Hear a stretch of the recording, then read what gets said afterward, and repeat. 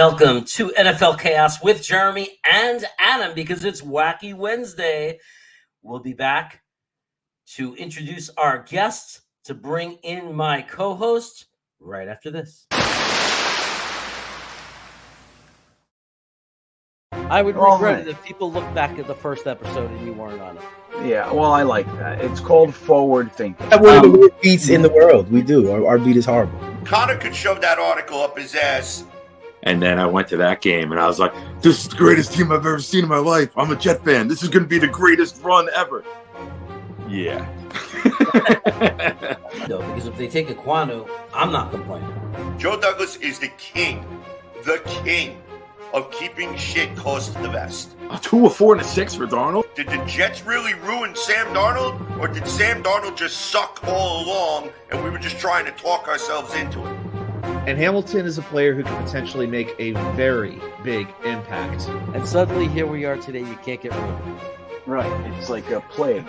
Joe Douglas was hired because he's not those general managers. Okay, Luscious. Somebody is going to fall just like Elijah Moore did, just like Michael Carter did. You know, what would, if you had one sentence to say to Joe Douglas, what would you say? So you would say, you had me at hello, and then give him a big old wet one right on the smack.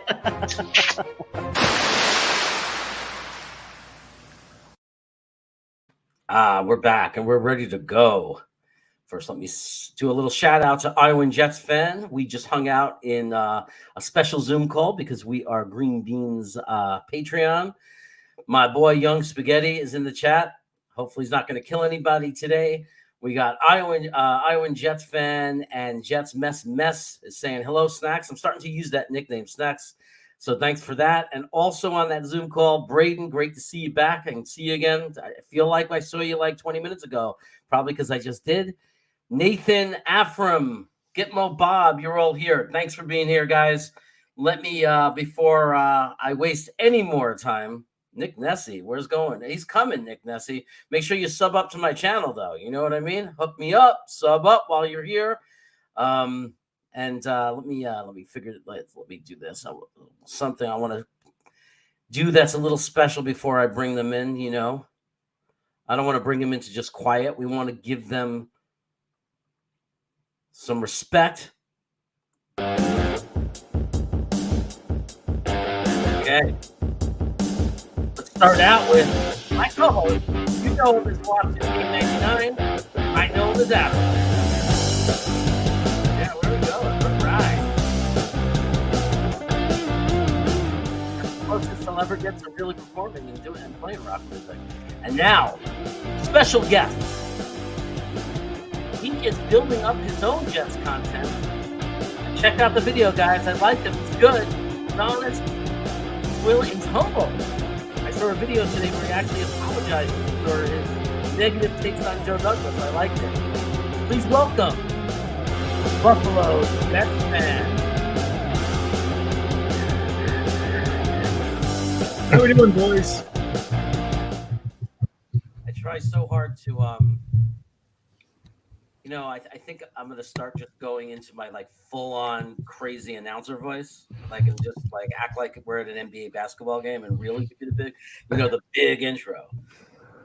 Hello, Buffalo Jets fam. Say hello to our viewers. Hey, what's going on, guys? I'm like less than a month into this Jets content thing.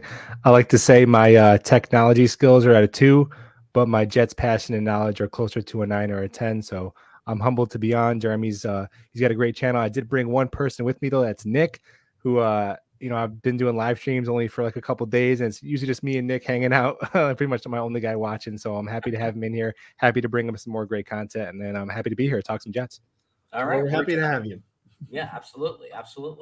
It's a good way to start the show. Good way to get the show started. We got a whole hour. So let's start with, first of all, I got to start with one thing, okay? Buffalo wings. Tell us about them. They're delicious. They're big. They are going up just like gas prices. I've noticed that. Do you actually live near any of the famous places? Are you like in the heart of Buffalo? Yeah, I'm like I could walk to Duff's, which is like the big famous one. Nice. It's tough being here since the Bills have been good, man. Oh my God!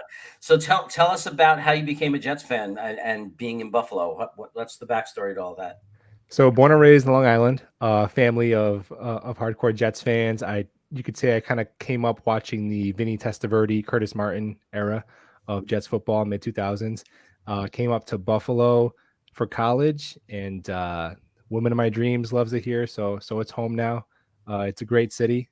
They do have really great, passionate fans. But I can't switch teams, man. I'm Jets ride or die. All right, I love it. I love it. It's yeah, I can't even imagine. Of all the places I lived, I'm trying to think. I don't think I've ever lived in like the town of a division rival. Like I've never had to deal with that. I've been in California a lot. So the closest AFC is, like back in the day when I first came to the Bay Area was Raider fans, but that's about it. Never had to deal with, never lived in New England, never lived in Miami, never lived in Buffalo. So I have family in Buffalo. I've met some cousins I don't even know the name of, but all right. I did 4 years of college in Boston. Oh boy, I would not wish that on anybody here. No, none of you guys. That was from late 90s to early 2000s. I only had to deal with one Super Bowl, and thankfully my roommates were more of the Dungeons and Dragons kinds of guys, and they knew about sports. So I stayed in the apartment. I didn't have to deal with too much of it. But still, I put it this way. I was glad, even though I'm not a Yankee fan, I was very happy to get out of there before 2004 happened. I heard that, I went to a Christian college, and I heard like couches were being lit on fire when the Red Sox won the World Series. So those people could get pretty crazy, and I'm imagining it's pretty similar in Buffalo. If they ever win a Super Bowl, God only knows what they'll set on fire. It's funny. I used to play Dungeons and Dragons when I was a kid. I had this great character, but my friend Jack killed him. He betrayed me. Like we were friends, and we had all these like warriors that we owned, and he had them turn on me. It was a whole mess. Anyway, Dark Soldier's in the house. What's up, Dark Soldier? Nathan Colgrove is here. Just want to make sure, Mr. Calzone too. Wink. Mr. Calzone. Oh, do you think? Buffalo, get ready for some awkward questions. There might be some awkward questions that come from Mr. Calzone too. I'll just go ahead and ask it right now. Do you like chicken cutlets? Yeah, I know my way around a chicken cutlet. Okay, like if somebody asks you, can they cook you a roast beef? Would that be okay if they cooked you a roast beef? I feel like I'm agreeing to some sort of innuendo here. No, there's this dude who's going to ask you if it's okay if he cooks chicken cutlets for you or cooks you a roast beef. I'm okay with the chicken cutlets, but I prefer him not to prepare me a roast beef. Sounds good. And one other thing we have to ask, what is your favorite soup? My favorite soup is probably broccoli cheddar. Good call. Okay, so I think we've done everything to answer his questions to appease Mr. Calzone. Yes. Oh, that's funny. All right, so look, big news today.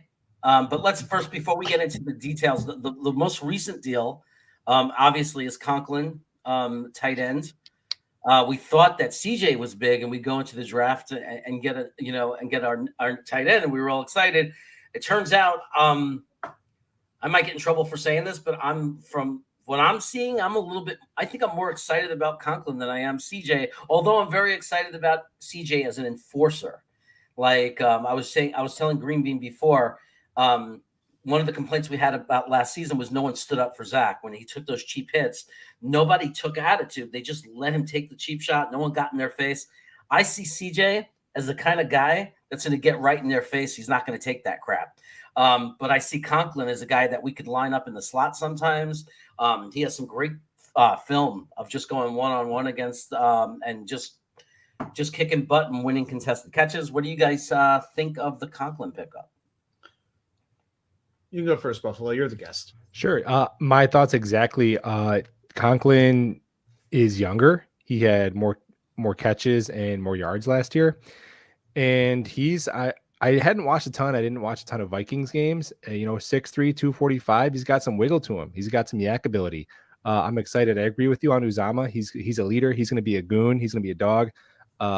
He's going to bring some respect, some integrity back to our team. I think all of our signings have been culture signings, culture upgrades. But now remember the beginning of the year, we tried to run that 11 personnel and we just didn't have the horses for it. It was like Croft and Griffin and it was just awful. But now we have the flexibility to do that. He's also a guy you can put, in line like an X back, like we did with Quincy and back in the day, like the Patriots used to do with Aaron Hernandez. So I think it gives us a lot of flexibility with our formations, and I'm excited about him. And now, if a tight end we don't like, if a tight end that we like isn't there in round 2 or 3, we can wait. We can wait on a Ruckert. We can wait on a Kolar. So now we have a lot of flexibility going into the draft as well. So I haven't seen the money yet, but JD, I'm sure it's a 3-year deal with an out after 2 years. I'm sure the money's good. It's a home run. 3 years, $21 million is what we're seeing. And I got to be honest, I was a little surprised. I mean, I knew of him. I'd seen him play a little bit. I will say this. He actually looks like a Viking. And I don't mean a Minnesota Viking. I mean like Leif Erikson way back in the day, where he's got some great hair and he's got some beard action going on. So I do kind of like that. But he's a 5th round selection. Played at Central Michigan. So I think this is one of those overachievers who's slowly making his way up the rankings, because he didn't really start for Minnesota until this season. In his first 3 seasons, he started 6 games. This year, he started 15. So just to give you some numbers, 61 catches on 87 targets, about 75%, like that. 593 yards, 3 touchdowns, and 26 first downs.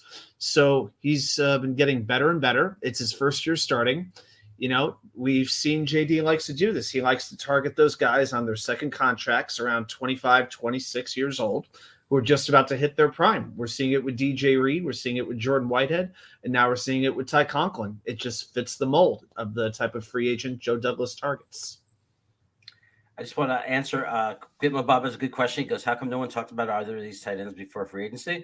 I just want to clarify one thing. I'm proud of this. Dom C, who is my Sunday night dueling draft partner, we did dueling drafts where we did a free agency in the off-season simulator, and the last draft we did, Dom C on his team had signed CJ. So he's one of those 2 tight ends that were discussed on this show, and I think Adam had also had mentioned him. Absolutely, we definitely did not mention Conklin. That's and it's a good question. Like, and I'll start with you, Buffalo. Why? Just call him Buffalo. Why didn't we talk more about these guys? Like, I mean, maybe you did in yours, in your videos, I don't know, but very few people like Matt O'Leary and Green Bean and all of us, like very little talk of these 2 guys. How come? Yeah, it's a good point. I mean, for me, Uzama was definitely on my radar because he caught my eye watching the Bengals as they really took off towards the end of the last season. And when he got hurt, their offense changed. They actually switched to some like 4 wide receiver sets. They were more comfortable going without a tight end than going to their backup, which shows you how important he was to their team. Conklin, I hadn't really watched him at all. And when we first signed him, I was like, oh, okay, let me check him out. And then I checked out the stats.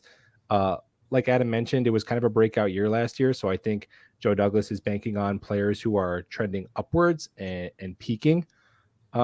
But yeah, Conklin wasn't really on my radar. I was in the more of the Hayden Hurst kind of value tight end signing, but I think he offers some similar upside to Hayden Hurst, a little smaller, but a good athlete. And if you look at the money, I mean, of what Evan Ingram got, who's basically a big slot who can't catch, who had worse production last year. I mean, the Jaguars gave him 9 or 10 million. So I think I'm okay with 7 million. Yeah, I would say for me, the reason why we didn't focus on these guys is because we had a single white female obsession with Dalton Schultz. We were like the lonely, nerdy kid pursuing the hot girl at the, for the prom, and the hot girl in this case was Dalton Schultz. And once he wasn't available anymore, I was never interested in Mike Gesicki. I think a lot of us weren't, because he's basically a glorified slot receiver. We always talk about the blocking, and it's true. He's not a blocker.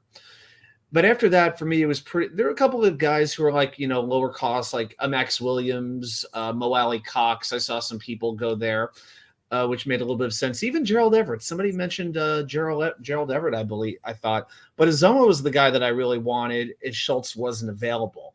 And that's why when we reacted live on the air, that's why I was so excited, because it wasn't just that we signed a tight end they signed a guy who I thought made a lot of sense for this team. Again, I don't expect him to be Travis Kelce, but he, I think, is one of those leaders that really helped drive Cincinnati. And again, he was about the fifth option in that offense behind Green, Higgins, Chase, Boyd, Mixon. But he can make some big plays, and he could definitely make some big blocks. And now he's got that leadership, that winning pedigree on his shoulders that he brings into Florham Park. Ty Conklin, I got to be honest, I never really gave him too much of a thought. I'm actually surprised they signed another tight end. I really thought that was about it, and they would just draft somebody and let Uzoma and the draft pick, just fight it out for playing time, and then you can have whoever you want at spot number 3 and a developmental guy with, whether it is a Kenny Yeboah or whoever it might be. But that tight end room is it's looking pretty good awful quick, and Rob Middleton must be one happy man about now. There's nothing like Anthony G points it out here. I saw it on Twitter too. There's nothing quite like when you say it out loud, right? Like, let's look at it. It's another JD fleecing. He gives Minnesota their tight end 3 in Herndon for a 4th. And then in free agency signs their tight end 1. I mean, it's just only JD. Like, when have we had a GM? When have we had the GM that does this? I feel like it's always wishing we had the GM that did this, but never getting to be the ones that have the GM that does it, right? If you go to any post office, I understand, in Charlotte, North Carolina, in Minneapolis, St. Paul, Seattle, Washington, you will see wanted posters of Joe Douglas, wanted for highway robbery. The face and the side. You will see that big, beautiful bald head right on those wanted posters in those towns because they know he robbed them blind. Oh man, yeah, that's a really good point. I mean, can you believe anyone gave up any draft capital for Blake Cashman? Can you believe that? Oh, we're gonna get there. Has he ever even been on the field? Like, I feel like before they can even cut him, he gets injured. I think that's his strategy. I'm gonna get injured before you can cut me. And one more note about Uzama. The thing about Uzama is that's a really good point, Adam. There were so many balls to go around. I mean, the Bengals have 3 really good receivers, and although Uzama didn't have the volume like to see, he was really efficient. He was top 10 among qualifying tight ends in 2 really important stats. One being catch percentage. He caught over 75% of his balls, and it sounded like you mentioned that was the case for Conklin too. So that's telling me sure hands. Yes. And he also was in the top 10 in the percentage of his catches that were either first downs or touchdowns. So he wasn't getting a ton of balls, but when he was making plays, they were really high impact plays. Yeah. And your friend Nick points out that tight ends are not a position that excite people. And I think that's been traditionally true, but I think that's changing. I think there's a changing of the guard. I think as the NFL, just the way that the importance of the passing game and the importance of quarterback having to get rid of the ball faster, I think the tight end is becoming more and more important, as we move forward. Like, you've seen the running back, be like rare now. Like, now it's like becoming to the point where you don't see running backs go in the first round anymore, or rarely go in the top 10. And you've seen that position kind of come back, and it's more about like offensive line and the system and all that, and you just plug in running backs. But tight end seems to be, for some teams, it depends on the system, I guess, but it seems to be growing. And I believe that the trend will continue when you see guys like Kittle and Kelce and Andrews. We're going to see people start to put more thought and more energy into getting the right, tight end onto the roster. And Kenny Yeboah just tweeted himself. This just came through. The tight end room is about to be fire. Yes, sir, Joe D. Jet up with the airplane. Even Yeboah's pumped up himself. So yeah. So Dom C. Point makes a great point right now. When you look at the total of these 2 guys, $15 million, and and Schultz, if they didn't tag him, people were talking about $12 to $14 million. That's what it would have taken to get him. So JD again with the value, right? To have it in 2 capable guys, to have 2 capable players, rather than put your money in one player, obviously one of the benefits of that is injury, right? If one goes down, you still have the other. So whereas when you put a lot of money into one player and they get hurt, we saw what happened to Carl Lawson and how much it hurt our team, right? So it's you never want to, in any area, and you don't want any of your rooms on your team to rely too heavily on one guy. Yeah, absolutely. I think that our depth is really becoming, and I think that was Joe Douglas's plan this offseason. He didn't get any of the big names. He didn't get Allen Robinson. He didn't get Marcus Williams. But what he did was he spread it around to fill as many holes as possible and to allow us into the draft going into that best player mindset where we don't have to reach for anybody. And I was one of the people clamoring for, Allen Robinson, Amari Cooper, Marcus Williams, but that's why, I'm teaching long division and he's running the Jets. Yeah. So before, I'm actually going to skip over because I saw this. Okay. So let me tell you, Nick, let me address this. Let me address this. You're saying there's no excuses. That's not true. Mm-hmm. Okay. Let me explain it to you. Joe Douglas took over a mess. Okay. The first 2 years are not on him. He came with a plan. We're seeing what the plan is. He came, and for 2 years, he stripped down the mess. He cleaned out the mess. That's exactly what he did. It's not an excuse. It's a reality that was purposeful. Like, he did it on purpose. He didn't come in saying or thinking, it's very obvious. He didn't come in with the plan, we're going to win. Because the only way to do that is if he would have used every dollar he had and continued the plan that never works. The formula of signing every superstar you can sign. Because how else would you fix the team? If you look at the state of this team, how else would a GM come in here and gotten us to win? The only thing you could have done at that point was to spend every dollar you had on superstars, which we know doesn't work. He came in with a different plan. He came in and he unloaded and got rid of everything and got us draft capital. He got rid of Jamal Adams. People yelled at him and cried, screamed at him, right? But look at the draft capital they got. It'll go down as one of the greatest trades in this century. And just continue to build our draft capital. He fixed all of our money issues, got rid of all the money. Now, the price of doing this was we were going to have to suck for a couple of years. Because if you want to fix something, sometimes you have to break it down completely, strip it down, and rebuild it and rebuild the foundation. Now, it's okay to have been mad at them in the beginning, but you have to recognize and see how the plan is now unfolding. That's the turning point. It's like, if you didn't see it last year, that's fine. But now, if you can't see what's happening, right? Now look what's happening. We don't have financial issues. We have cap flexibility. We're not stuck in bad contracts, except the one that was left to him still, if you want to call CJ's contract a bad contract. And we're starting to head that right direction. And he's putting together what looks to be the best young team in football. In my opinion, I'm going crazy, especially we haven't even had the draft yet. So it's not about whether there's an excuse or not. It's just the flat out reality and truth. He wasn't trying to win games the first 2 years. He was trying to fix a mess. And from what I can tell, it looks like we're turning that corner of the mess is fixed, and now we're putting in all the pieces, and we have a great bunch of years ahead of us. I'm excited. How do you feel about that, Buffalo? Yeah, I'm excited for you sticking up for Joey D. He didn't hire Adam Gase. He didn't draft Sam Darnold. He didn't sign Le'Veon Bell.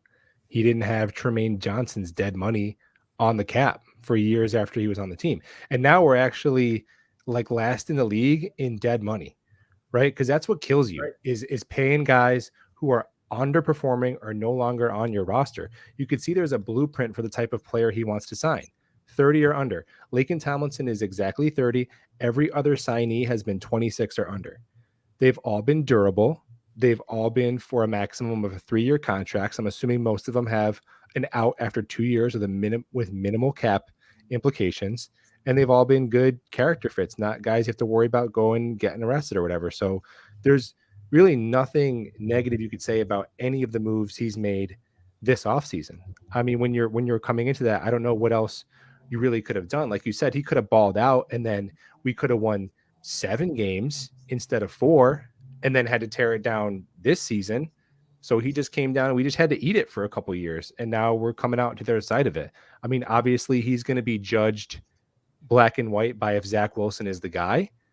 that's yet to be seen.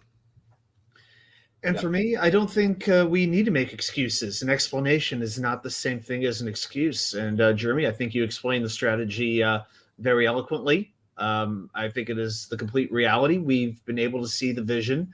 And now as he's had more full off season, because remember, he didn't have that off season when he first came in. He came in after Mike McCagnon, had already spent that money, and from what I'm hearing, that first draft, now I understand that there was an article written a couple weeks ago. Now, I didn't have a chance to read it because it was a paid article, but it talked about how the draft was different that first year versus the second year in terms of scout communication and things like that, when he had Gase versus when he had Saleh, and how that has led to some different results because we're seeing the first draft class is not looking so good. Part of that is injuries, granted. Part of that is just not the right guys were taken. But we could see the strategy start to come to fruition with the first offseason, the first free agent class, then the draft. I think it's been reinforced during this free agency period. This is not going to be a team of superstars. They want a team of young, hungry overachievers who want to come in and build something, who have who have the ability to lead people and love to play football. And that is what we're going to see in the upcoming draft. We're going to add more pieces on it. It's almost getting to the point, and I can't remember if I've ever felt like this as a Jets fan, where they are going to draft whoever they draft, and I might not understand the pick, but I'm going to think to myself, okay, he must know, he must have a reason for this. I felt that way with like some of the safeties last year, like Nasrul D. Who is this guy? What? With all the mock drafts we have been doing for months. I mean, those types of guys that, Jonathan Marshall and whatnot, those names never came up. But now we're starting to get an idea of what kind of player he's looking for. And I'm looking forward to seeing what he does come April. It's going to be fascinating. Yeah, I would say, and just to let you know, a year ago when free agency opened, and New England started signing all those guys, and I did not put together what JD was doing. I did not see the vision. I did not see the plan. I was cursing him out. I was like, this guy sucks. Everybody's getting better. Everyone's signing these great players. And who are we getting? And I see Jared Davis come across the screen, $7 million. I'm like, what is he doing? I'm going nuts. And I was like, I even put out like the most obnoxious post on Facebook. I was like, everyone's signing these great players, but don't worry, we got JD who brought in a backup linebacker from the Detroit Lions. Like, I was going absolutely apeshit. So look, it's okay at any point. But I think this is the last stop of the train. It's time to jump on the JD train right now. If you're not going to jump on now, it's going to leave you behind. And you're going to not even know what happened because we're going to start winning games soon. And we're going to start becoming a very competitive football team. And great things are going to happen. And you're going to be like, well, what happened? I was just saying JD sucked. Let's jump on the train. Not just talking to Nick. I'm talking to everyone. It's time to jump on the train. It's okay to be just getting onto the train, to be saying, I'm just realizing it, right? It's okay. There's no shame in it. There's a lot of people that are figuring it out now, but I think the time is now to figure that out. We have the GM. Because think about every GM we've had. Think about the moves that they've made and what they've done. Think about what JD has done in the 2 years, the amount of amazing things he's done, the Jamal Adams trade, the Chris Herndon trade, the trade he just made today, LDT, Sam Darnold, the AVT, the LDT trade, the Sam Darnold trade. I can't think of a GM in our history. I've been watching the Jets for 40 years. I cannot think of a GM that we've had in this organization, except for the one who hired Bill Parcells. I can't think of a GM that we've had. Parcells became everything when he got hired. I mean, this is clearly the best we've had since the Rex Ryan years when we first got Rex Ryan and we had, we were building that team in 2008, 2009 or what have you. Yeah. Jeremy, do you know where our second, fifth round pick is coming from this year? Our second round, fifth round pick, is that the Avery Williamson trade? Yeah, Avery Williamson. I mean, he's just finding draft picks for free. We got a draft pick for a fifth rounder for Avery Williamson, a sixth rounder for Blake Cashman. We got LDT for free because we traded him for Dan Brown. Then the Chiefs cut him and we signed him back. Like, you can't make this stuff up. Yeah, it's amazing. And LDT is, it's not like people didn't know. He was on the Super Bowl team. He was a solid guard. I mean, it wasn't a mystery or a secret. I couldn't believe it. I was like, why are they giving us this guy? And then he came in and you saw not only did he play well and much better, but McGovern played much better because of him. So it improved the entire offensive line. And like you said, it was the funniest thing. 2 weeks later, we had Brown back on the team. So yeah, I figured they brought him in just to treat all the injured players that we had. I figured that was the reason for bringing LDT, because he's the doctor. Yeah. And then the first draft 20, you have to understand the 2020 draft. We don't know the dynamics of that draft because he was equal with Gase, right? So it's hard to judge that draft. His first solo draft where he was the man in charge, he brought in Zach Wilson, who's the jury's still out, makes the aggressive trade for AVT, takes Elijah Moore, takes Michael Carter, gets Michael Carter the second, gets Eccles, who played as a rookie. I mean, it might get better, but whatever. I mean, when you start looking at the rounds that he's getting that right, that they brought him in, Pinnock, who ended up moving to safety and helping us there and contributing to the team. So when you look at the moves and you look at that draft, and then you consider the Jamal and all the draft capital we have, I don't know how you cannot be a JD fan. And it just reminds me that much more just how biased, and I've been realizing this more and more, how biased the media is against us. They were ranking rookie classes, and they ranked us like between 15 and 20, somewhere in there, like 18, 19. I try not to let that stuff get to me, but I'm just like, these guys were too injured, and they were just so down on Zach Wilson. And I even see some articles, it was from Football Outsiders, and it was posted on ESPN, where they listed one bold move that every team should make in the league. You know what they said the Jets should do this offseason? Just go ahead. Sign or trade for a legitimate starting quarterback. They want us to give up on Zach after one freaking year. No one's saying that about Trevor Lawrence, who threw more picks and looked worse on film and lost to Zach Wilson head to head. It was just, it bothered me so much. They're like, well, we're comparing his numbers, and he's reminding us of Blake Bortles and whatnot. Well, apparently these guys would have given up on. They're not watching the game. The guy, That's the Peyton problem. Manning, for crying out loud. Jets. Exactly. All the interceptions he threw. Exactly. No, you said it, Buffalo. If you're not watching the games, you don't know. You have to watch the games. You have to see. Those first 6 games. My brother threw a stat at me, I think 1.7 seconds before he was under pressure. I mean, our offensive line, those first 6 games were so hideous. It was so horrendous. And not only was the pass protection so hideous, we didn't have a running game for the most part. And the drop passes. After 6 games, we were second to Philadelphia in drop passes. So his completion percentage, if you took away the drop passes, was actually as high as 70%. I like to take the average, because every quarterback has some drop passes, but he honestly and fairly should have had a 65% completion percentage after those first 6 games, not 55. Here's the thing I wonder about, because I think he did have the highest drop rate among starting quarterbacks, I believe. I think it was like 11% of his passes were dropped. Here's the thing. At that point, is that really about the receivers, or do you put a little bit of that on the quarterback? Well, not if you watch the games. I mean, when you watch, like Ty Johnson, the 3 drop passes in the first 3 drives of that game. How do you put that on Zach?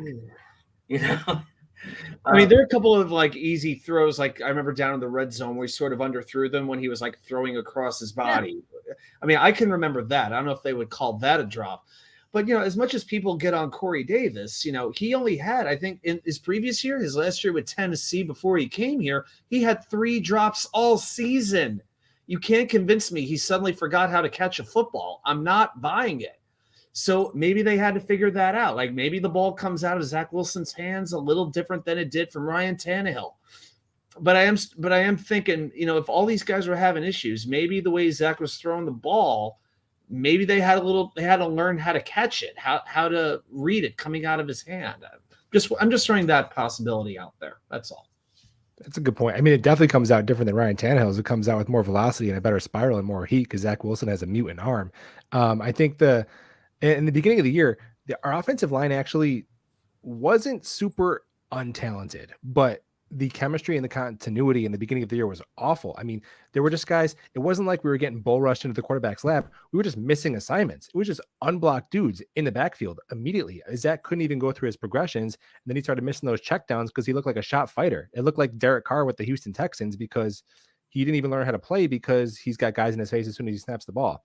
So if you look at the back half of the year when he finished strong, those 4 or 5 games without a pick, and those were without some of his best weapons, were some of the drops. Yeah, there were some plays where I saw like, okay, it was a little behind and it's considered a drop. But man, that's why Corey Davis is making $14 million. That's why Elijah Moore was a top 40 pick. I feel like we never made any spectacular catches like the whole year. Like, where's the really good contested catches up the sideline, back shoulder, toe drag swag? We had none of that.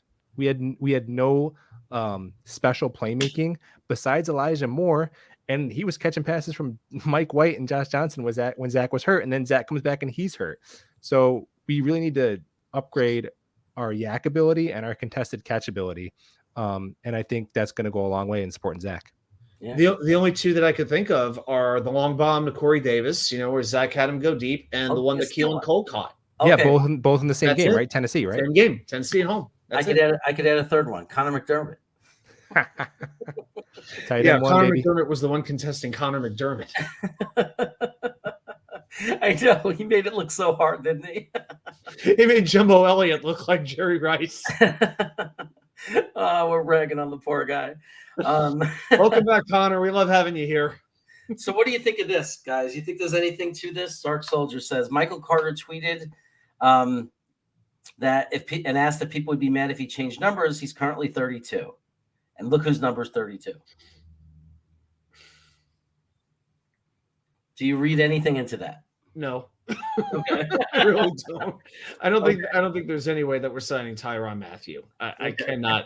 I just cannot envision that.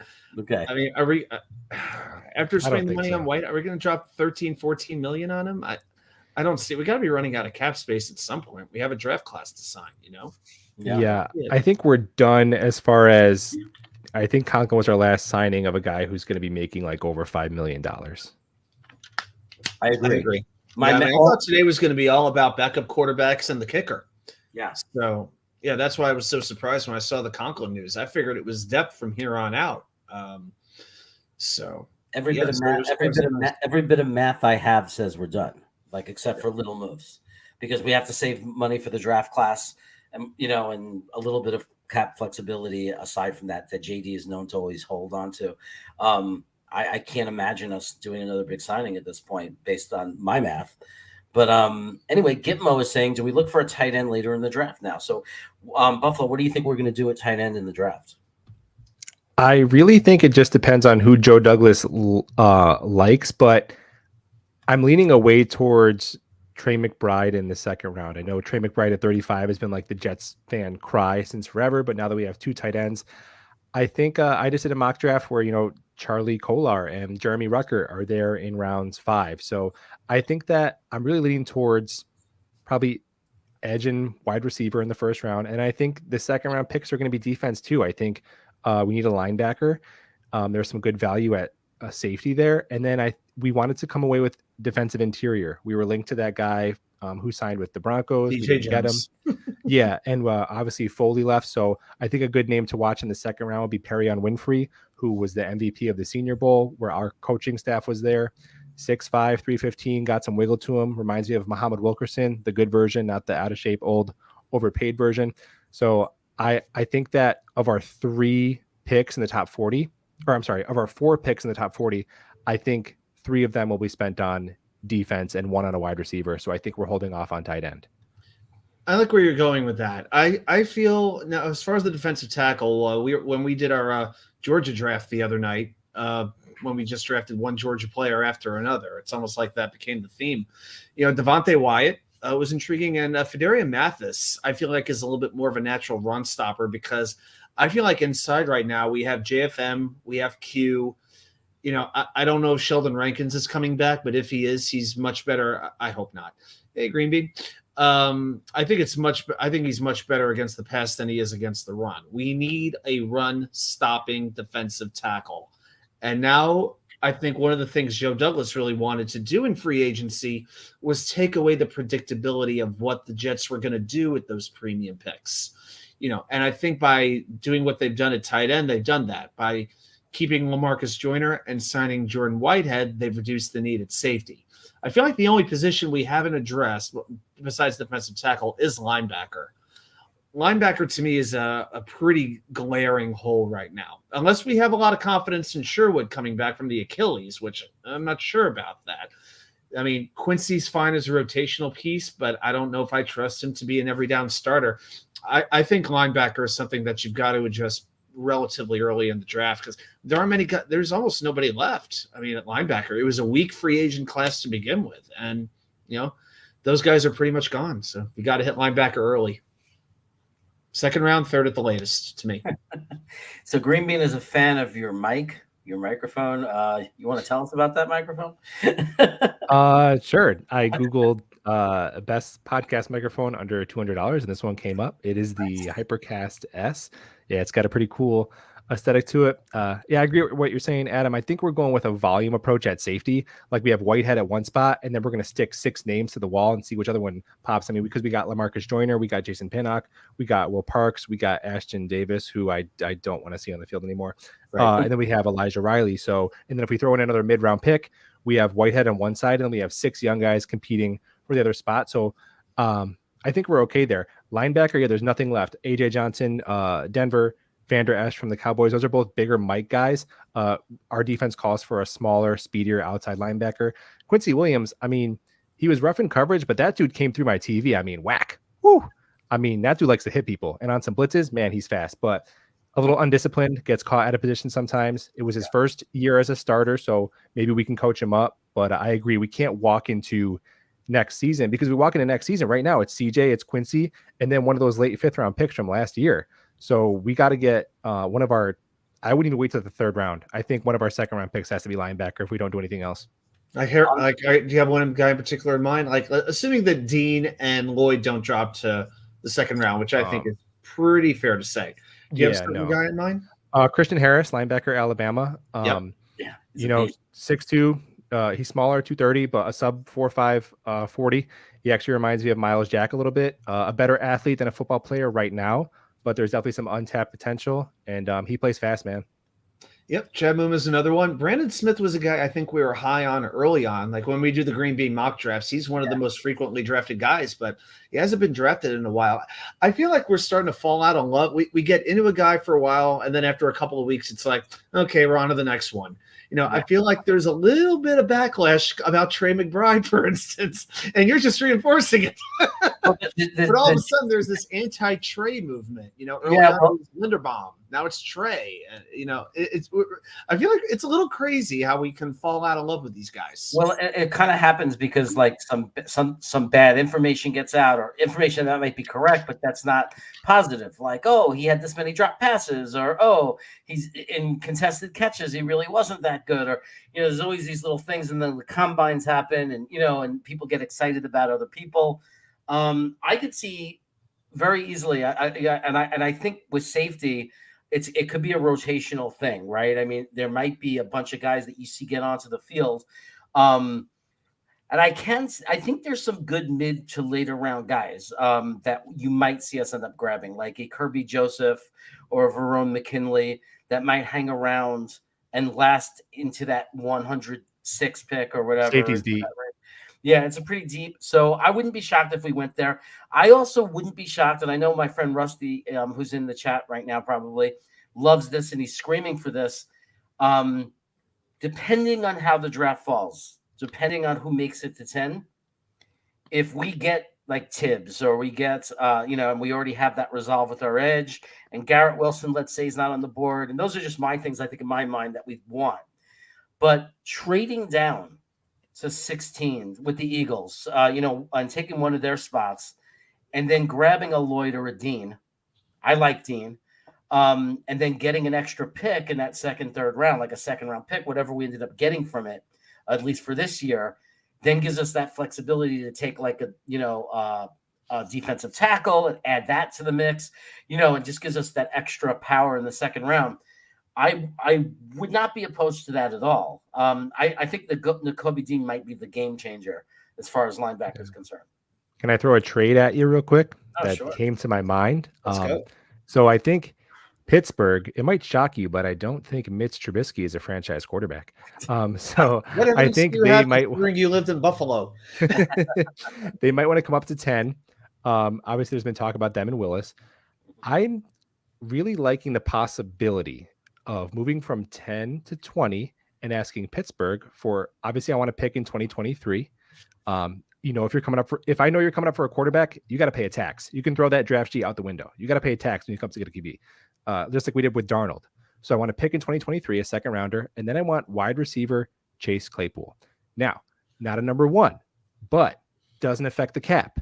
Second round pick, cap impact, 24, younger than Denzel Mims, big body, big catch radius. Now we're back at 20.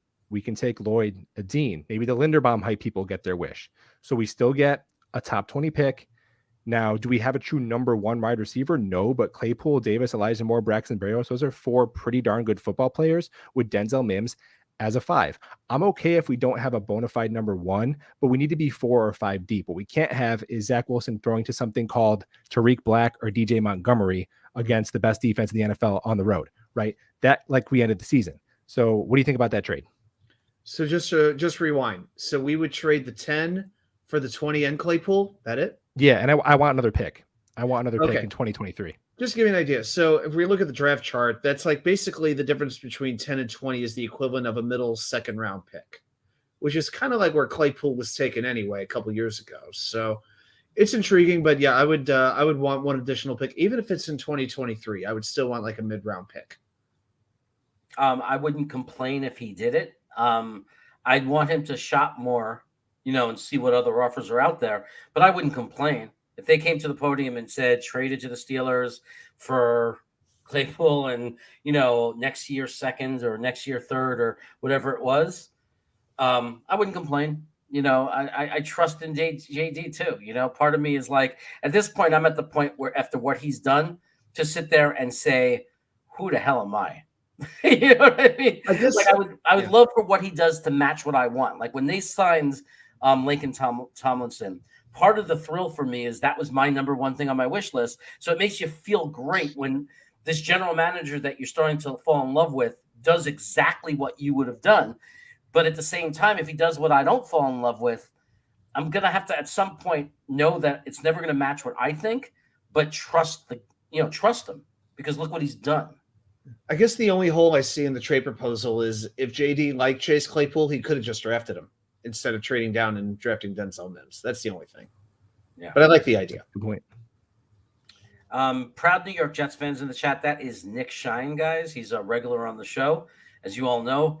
Proud New York Jets fans is the name of a group on Facebook that I'm getting heavily involved with too.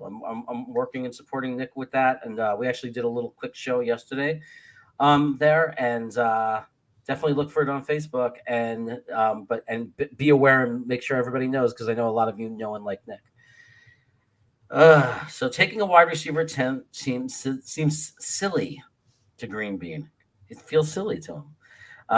Using a second if you want, but to beef up the top is so severe. I want some of it. Grab Pickens, Bell, or Dotson in the second/third. It's amazing. And that's another guy that people are cooling on, by the way, I want to say, is Christian Watson. He got really hot. It fired up. Everybody was talking about, will he make it into the second round even? And now he's being pushed all the way back to the third, fourth round again. It's like everybody, he was like just like a tidal wave. It's like everybody got hit with the Christian Watson, and then it just died out. I don't know what happened. Now we're not even talking about him. We're talking about Pickens and Bell and Dotson. What do you guys think of these guys and what Green Bean is saying? I mean, Pickens is pretty intriguing. I haven't seen a whole lot of him. I know Bell has the size that you would want, whereas Dotson does not, but he does have very good hands. The best thing probably about Dotson is that he does catch the ball. So I'm starting to feel a little bit better about the idea of Dotson, but I really want a receiver who can play outside, because we have several guys, I believe, who are very competent slot guys. I want the outside receiver. Now, I'm not saying I would want a Drake London at 6'5", just because he's the tallest guy. In this offense, you better be able to run a route clean and crisp. You can't just rely on your size to catch a bunch of deep balls. But I mean, I don't know if it's, put it this way. If I think Atlanta's definitely taking a receiver at 8, it's very hard to imagine considering they've lost Ridley for the year. They lost Gage. They lost Patterson. I got to think they're going to take who they feel is the best wide receiver. If Wilson does make it to 10, if that's the guy they love, then that's the guy that they've got to get. But yeah, there are just so many good wide receivers in this draft. Even like later on, like a Mechie or a Ross, Romeo Doubs. We haven't even talked about him that much. I mean, if you want a wide receiver, you could get it at just about any round. So, just a matter of who you love. Yeah, I really like Garrett Wilson. So if he's there, I want him, and if he's not, I'm okay with waiting. And even if we want to trade down to like the teens or 20, and if Treylon Burks or Chris Olave is still there, I'm okay with that. And Dotson actually reminds me a lot of Elijah Moore. So I love the talent, but like Adam just said, we have Berrios and Moore who already played a slot. Also, Green Bean, I love your channel, dude. It's awesome that you're on here. So I don't know. We hit on Elijah Moore last year in the second round, but I also remember Stephen Hill and Devin Smith and Denzel Mims. So I think for another organization, waiting on wide receiver might be the good move. But I think for the New York Jets, who priority 1, 2, and 3 has to be putting a roster together to allow us to properly evaluate Zach Wilson, so we're not having the same exact conversation at the end of next year. I don't know if we can afford that luxury of waiting that another team with an established quarterback might have that luxury. And I still think that there's a good chance one of those top 4 or 5 projected first-round wide receivers is going to drop. I mean, as much as we people talk about, oh, this guy's going to be a first-rounder, this guy's going to be a first-rounder, like the Zion Johnsons are jumping up or Bernard Raymond's jumping up. Well, somebody's got to fall. And whoever's going to fall into day 2, we're going to be right there to take them. So, I mean, sometimes I'm even seeing Treylon Burks projected in the second round in some spots. I mean, can you imagine? I'd be all over that. If he fell to 35, I mean, whether or not that's your favorite receiver, if a talent like that falls to the top of the second round, you don't pass on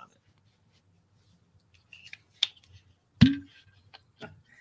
So here is somebody new to the chat, at least. I don't know if you're new to the channel.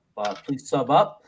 If this draft is better than the free agency, I will be there at the home game for the first Jets chance that will crack the foundation. Go Jets! Yeah, man.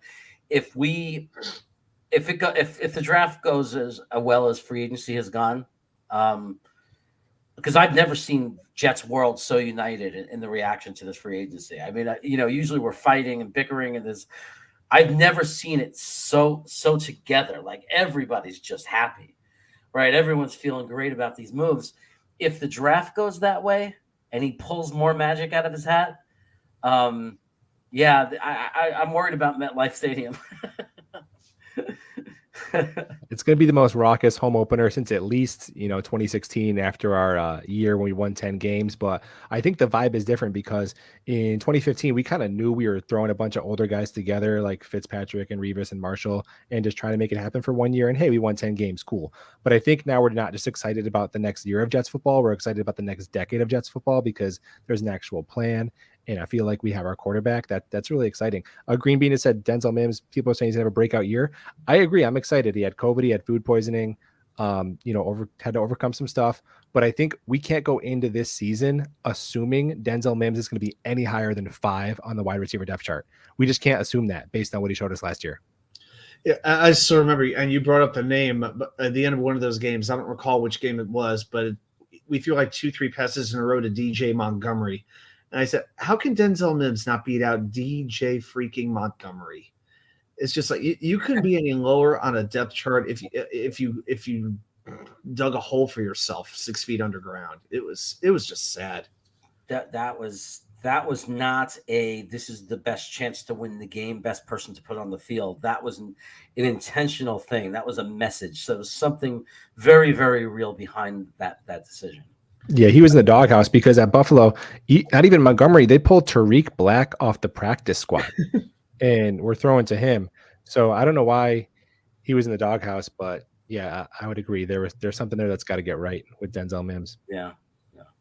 I feel like the coach has a way of sending those subtle messages where you don't always even notice that he's sending a message. I think that when he was asked a couple weeks ago, I think it was at the Senior Bowl, who's your left tackle, who's your right tackle, and he said, "Oh, there's a competition." I think that was just to inspire Becton, to put him on notice. I think he wants to give Becton the left tackle job, but he's not just going to give it because he was drafted in the first round. He's got to earn that. But I don't know if he was being completely truthful when he gave that answer. I think he wants to give Becton that job, but he wants him to earn it. He has to prove that. So, how optimistic are you guys about Becton returning to form next season? I am not nearly as worried as other people. I think that the people are reading way too high into the words that Salah said when he said, come in and shape and there's going to be competition for the job. I think that's what we loved that last year when there was competition at positions. I think it's the mentality he picked up from Carroll when he was in Seattle, because that's how they built the foundation of their team, was competition in every position. That's why Russell Wilson, even though they had just signed a big money quarterback in Seattle when Russell Wilson had his rookie year, the reason he was able to win that job was not only his performance in camp, but because they went into the mentality that every position is up for grabs. And Robert Saleh is just making that very, very clear. He's saying every position is up for grabs. It's a competition. Nothing is given away for free. You have to earn it. But that doesn't make me feel less confident in Becton. Becton was playing for a rookie at a level that was suggesting future Pro Bowl tackle. And his own teammate got thrown like a rag doll onto his leg and hurt his knee. I don't believe in any of the nonsense that he wasn't motivated to come back and play.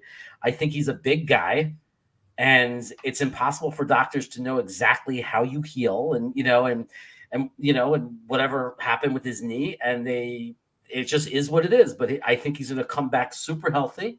I think he's going to come back with a huge chip on his shoulder. And I think he's going to be the Becton we all are hoping and excited that he was going to be a year ago, 12 months ago from now. I'm going to say something a little bit bold here.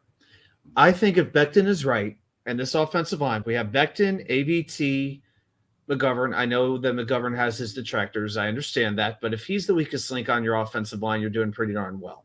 Tomlinson and Fan at right tackle. I am confident that they could contain the Buffalo defense even with Von Miller. That's how good I think that offensive line could potentially be if they come together right and they're on their game. I feel that good about this line. I'd agree. I think the starters would make a top 8 unit in the top 8 offensive line. If Becton comes back healthy, and if you look at Pro Football Focus's top 10 offensive lines last year, those teams don't miss the playoffs. But depth is a concern. I want to bring back LDT. I want to draft a swing tackle. Because I don't want McDermott or Feeney in the game at all, if possible. But if you think about this too, if Mekhi Becton, the prospect, was coming out this year, would he even be on the board when the Jets are picking at 4? I don't know. I think he might be rated higher than Evan Neal. He might be the number 1 pick. I don't think you're talking crazy when you say that. No. No, after the way he ran at the combine and all that kind of stuff, benched. Yeah, I could see it. See, and me and Green Bean have discussed this. Green Bean talks about it all the time. We're both kind of in the same industry, and you as a teacher, Buffalo, you might understand where I'm coming from. Jet fans, and this is no joke, I'm not even saying it to be funny, have suffered, like from a football perspective as fans, real trauma. When you're a Jet fan, you have experienced trauma as a football fan. Like, they have broken our hearts. They have killed us. They've crushed us. They've punched us in the face. So it's very easy, and Jet fans are very quick to jump off a cliff. So here's Becton. Oh, he got hurt a little his first year. And we forget he played well. He was having a bad camp. Carl Lawson was going by him and getting all these sacks. People were forgetting. It was without pads. You don't get his physical. Like, you can't, he's a physical guy. He pancakes people. Do you think in shorts he's going to be pancaking people? Like, they were right away, people were jumping off a cliff, and that's because of everything we've went through as fans. And everybody has just jumped the gun on this whole Becton thing. There's no reason in my mind to think or assume that he's not going to come back healthy, fit, and ready to go, and he's going to be the tackle we need him to be. I'm going with that assumption. No, I mean, if we were to draft Sauce Gardner hypothetically, and in the first day of minicamp, Elijah Moore catches a touchdown over his head, we're going to assume that Sauce is a bust. That's our nature. We're not going to focus on Elijah. We're not going to focus on the pass by Zach Wilson. We're not going to focus on the blocking by the offensive line. We're going to focus on the negative because that's how we're conditioned. After you've been punched in the face this many times, it's the way that you become conditioned. It's like we almost have to, if this goes right, we almost have to relearn how to be fans where we expect things to actually go right. As I'm saying that, I can't believe the words just left my mouth because it's just such a foreign concept to me as a Jet fan. I think there's a chance. It's okay to be excited. It's okay to be excited. Yes, but I like to be excited in November and December for a change. That's the difference. There's a possibility that Griffin got cut. I don't know. Yeah, we could just cut Griffin and Brown.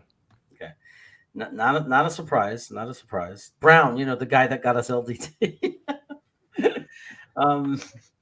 So Green Bean's pointing out something I know is what and we could all expect to have happen. The draft day is going to come, and maybe not day one, because day one, I don't think everybody was shocked by day one last year. I think we were excited about the trade up with AVT, but day 2 and day 3, man, was just like, we're all, how many of the guys after Michael Carter did everybody scream at the TV? Who? What? Why are we taking another safety? So there's a good chance there's going to be surprises and things are going to happen that just we completely do not expect. So I think we're going to have to prepare for that. But, I think what's going to happen is we're going to look into it. We're going to run and do our homework after the fact and say, oh, okay, and be excited about whatever he does. I mean, I'm hoping. Hopefully we're not walking around still saying, we're hopefully not running around screaming that made no sense. I'm sorry, did you guys say that Griffin and Brown both got cut? Yeah, that's what they're saying. Oh, I see it on Twitter, but it's not from like Samini or Schefter, so maybe I said that prematurely.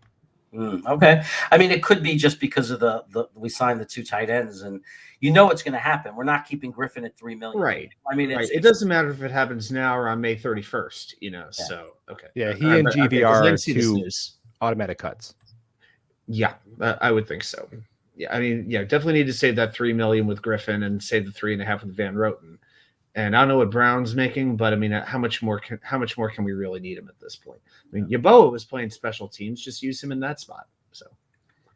So Aiden Tobin is a Jacksonville Jaguar fan, big follower and supporter of mine, and he's putting us on alert that he believes that if a wide receiver slips, the Jags are going to grab him at 33. So that's not something I haven't thought about. I've definitely thought about that. I've thought that I've always it's the second year in a row we keep following the Jags, and honestly, they're in the same kind of position we are as far as rebuilding and building around a new franchise quarterback. So obviously they might go receiver. I mean, it's very, very possible. So just like they might take away the edge we want. I mean, the Jacksonville Jaguars did just dole out. They have Marvin Jones, then they paid DJ Chark, and then they paid Zay Jones, and they have Laviska Shenault. So I feel like they'd be more likely to steal a tight end from Christian Kirk to that god-awful contract. They gave Christian Kirk honestly, captain Alden, Kirk do you guys have any roster spots left?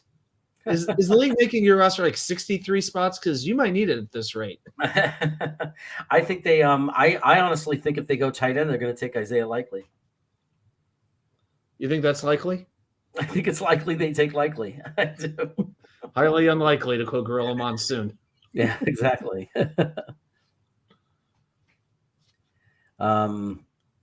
Is this true? I didn't even look. Is our first home game 6? The schedule doesn't come out until May 12th. Okay, so he's okay. We're 2 months away from the schedule. We don't even have to think about that. Okay. Yeah, okay. Yeah, so I just want to know when we're going to Lambeau Field. Right. He might be looking at it the way it was written and thinking that. But okay. Yeah, but I looked that up about 5 minutes ago, the release date, and said May 12th. Okay. Green Bean wants to point out that Mims is only 23 years old. And I love that he does that. He goes, that is old. He's 23. And he's not only is he 23, he had one horrible year in his life. He got poisoning, he ate salmon, he got COVID, all these crappy things happened to him. Look, so here's where I am with Mims. It doesn't matter. He's coming to camp, right? So it's not like we have to make a decision, right? It's not like he's $3 million. Do we cut him or not? No, he's coming to camp. He's right.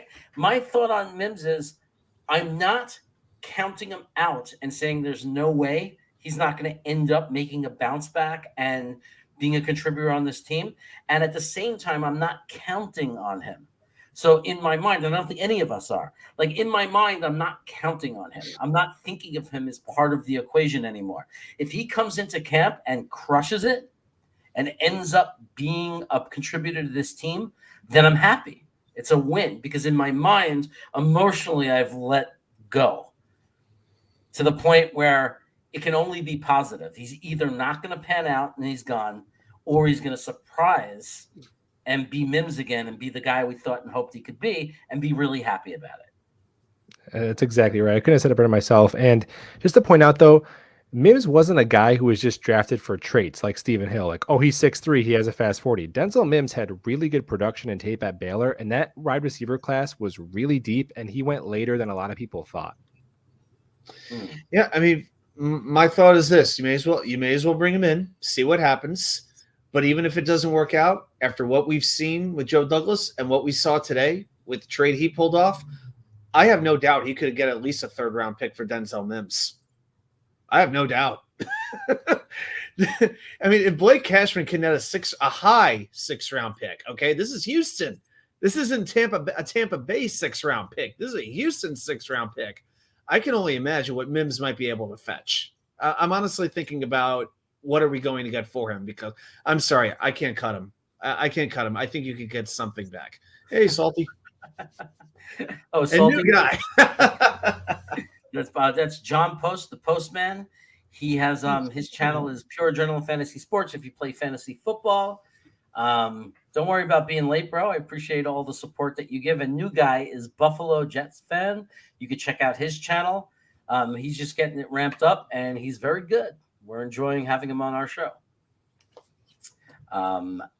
And actually, that brings us to we're a little behind schedule. But I don't want to rush you off before you've had time. Buffalo, if you can, first of all, let me say thank you so much for coming on. You were an awesome guest. I watched your videos, and that was like when you reached out to me, and I said right away, yeah, this guy will be great. I always like to have repeat guests, bring you back on sometime. So we'll definitely have you on again if you want to come back on. And I want to give you time to plug your channel. So let me hand the mic over to you. Well, first of all, thank you so much for having me. It's lonely in Buffalo, so having a community of online Jets fans, that's all I want out of this. I'm not expecting to ever get monetized or anything like that. I just want to hang out with some cool people and talk Jets. You can find me on Twitter and YouTube, the Buffalo Jet Fan, just as it's spelled right there.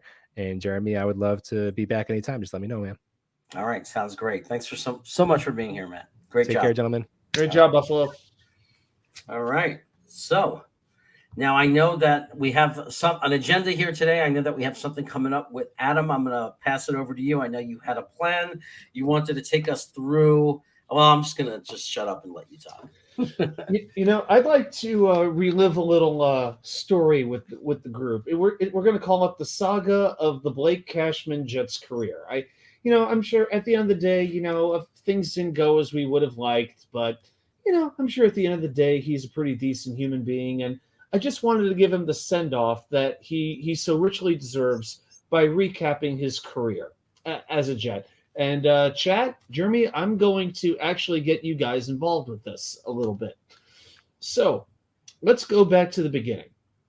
In 2019, we drafted Blake Cashman in the 5th round, number 157 overall, a draft that also netted us the likes of Quincy Williams and Ja'Kai Polite and Bless Austin.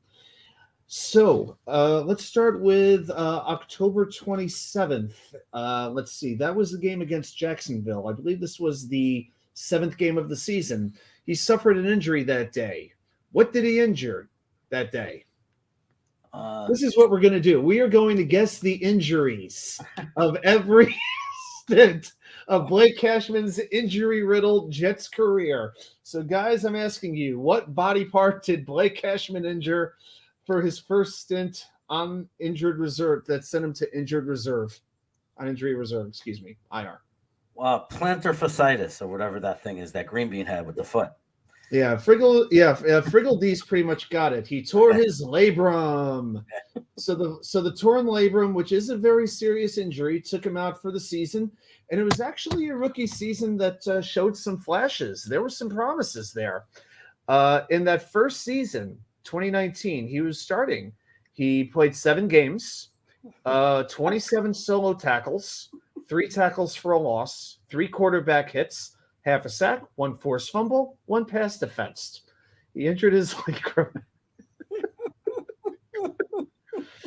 So that was that was his first IR stint.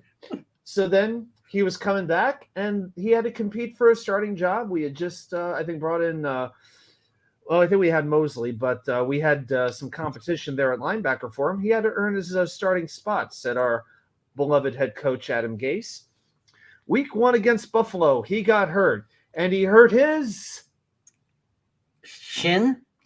No, it was not his shin.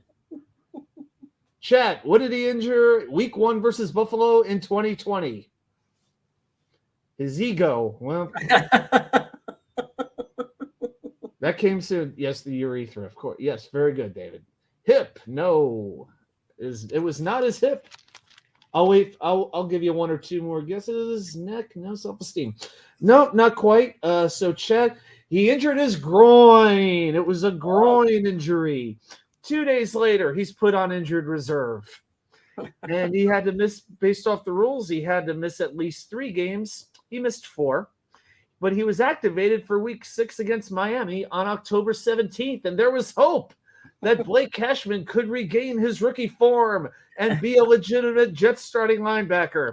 He played 2 games, and in that 3rd game back against Kansas City, he got hurt.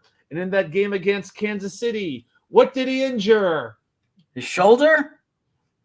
Incorrect. Chat, what body part did he injure against Kansas City? Same region. Scrotal tear. I knew this was where this was going to go. No, he hurt his hamstring. It was a hamstring injury. Gitmo says hangnail.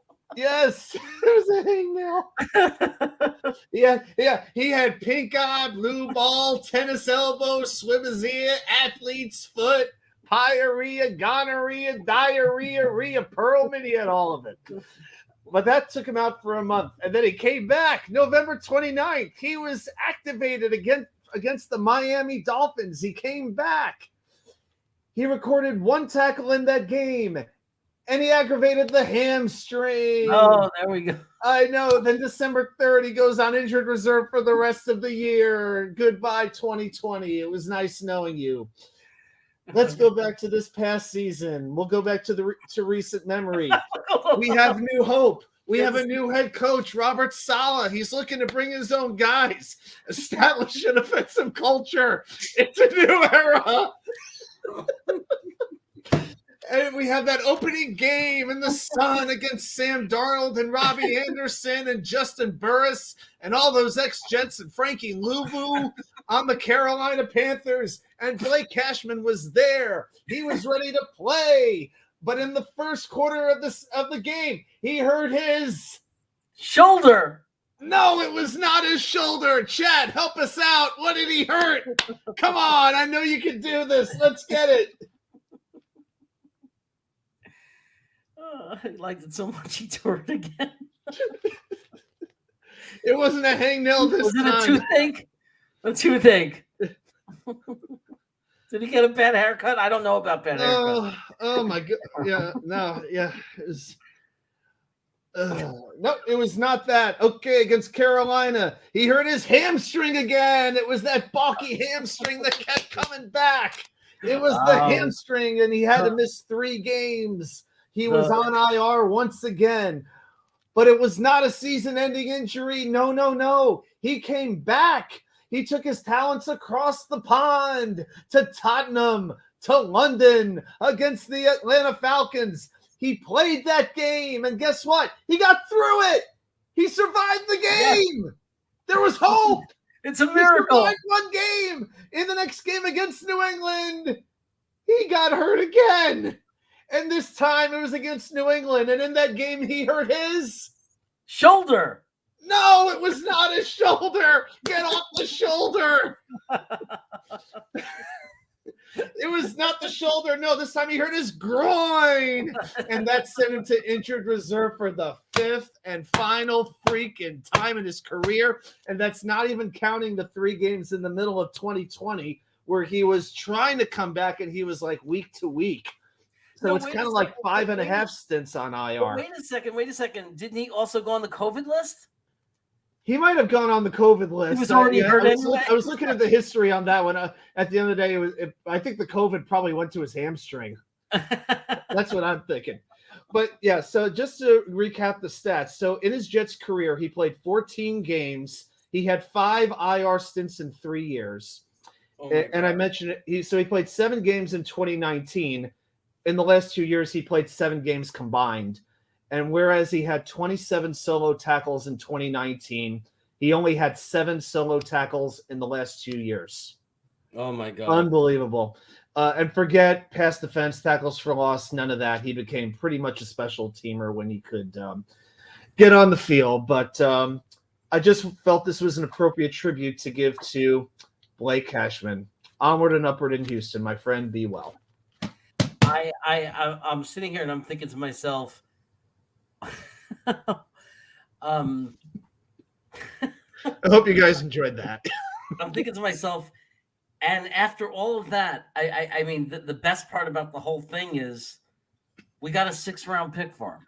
At the end of the day, we got a 6th-round pick. We got a 6th-round pick for him.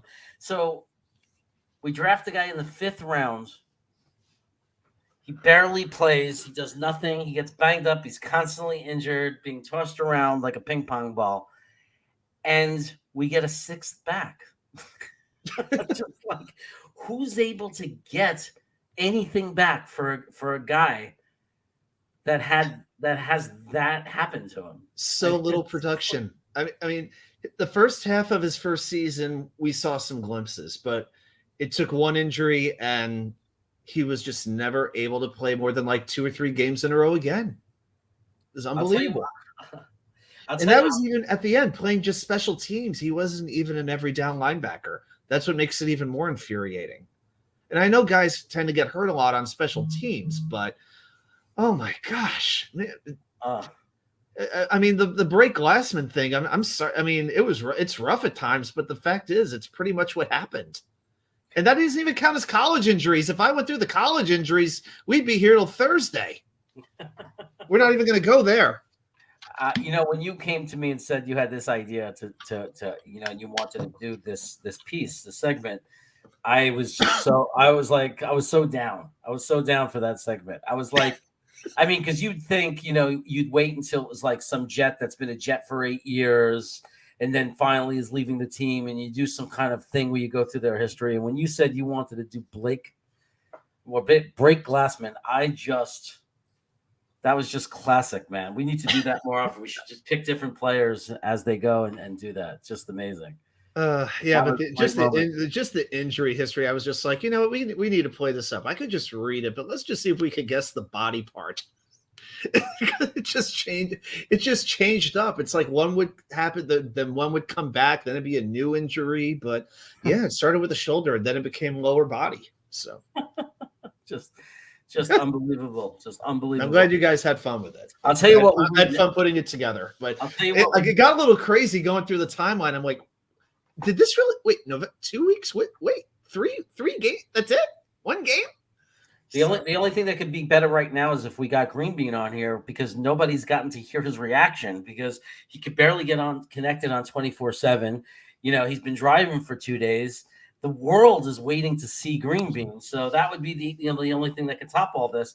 I want to say we're flirting over 30 again. If we could just hang around and get 20 more people as they come in, because people come in and out. If we all stay in and we get to 50, I'm giving this away. This is a Chancellor Spock action figure. What else can you want out of life, right? Not only do you get this content in this show, you could walk away with a Chancellor Spock. We just need everybody, or Ambassador Spock. We just need everybody to stay put. Don't leave the stream. Yell and call your friends. Get them on the stream if you can. Yell to them that they need to get on here, because we're going to have a giveaway if we could just hit 50 in the stream.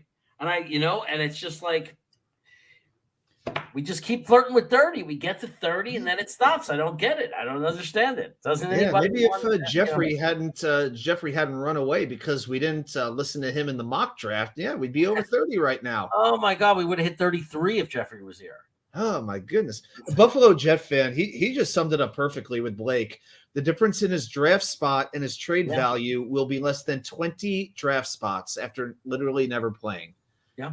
If there are still Buffalo, do me a favor. I don't know if your friend Nick is still in the chat. I haven't seen him post in a little bit, but I think if you need any more evidence about what Joe Douglas can do, I think that's pretty much all the evidence we need.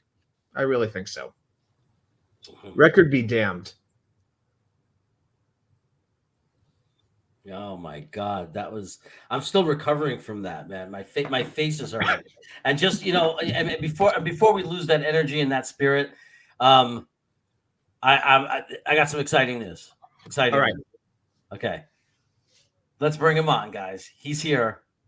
I'm not lying. It's not a rumor. This is the real deal. We got the beam. He's here. He's here. Am I here? Virginia is for lovers. Yes, it is. You like that?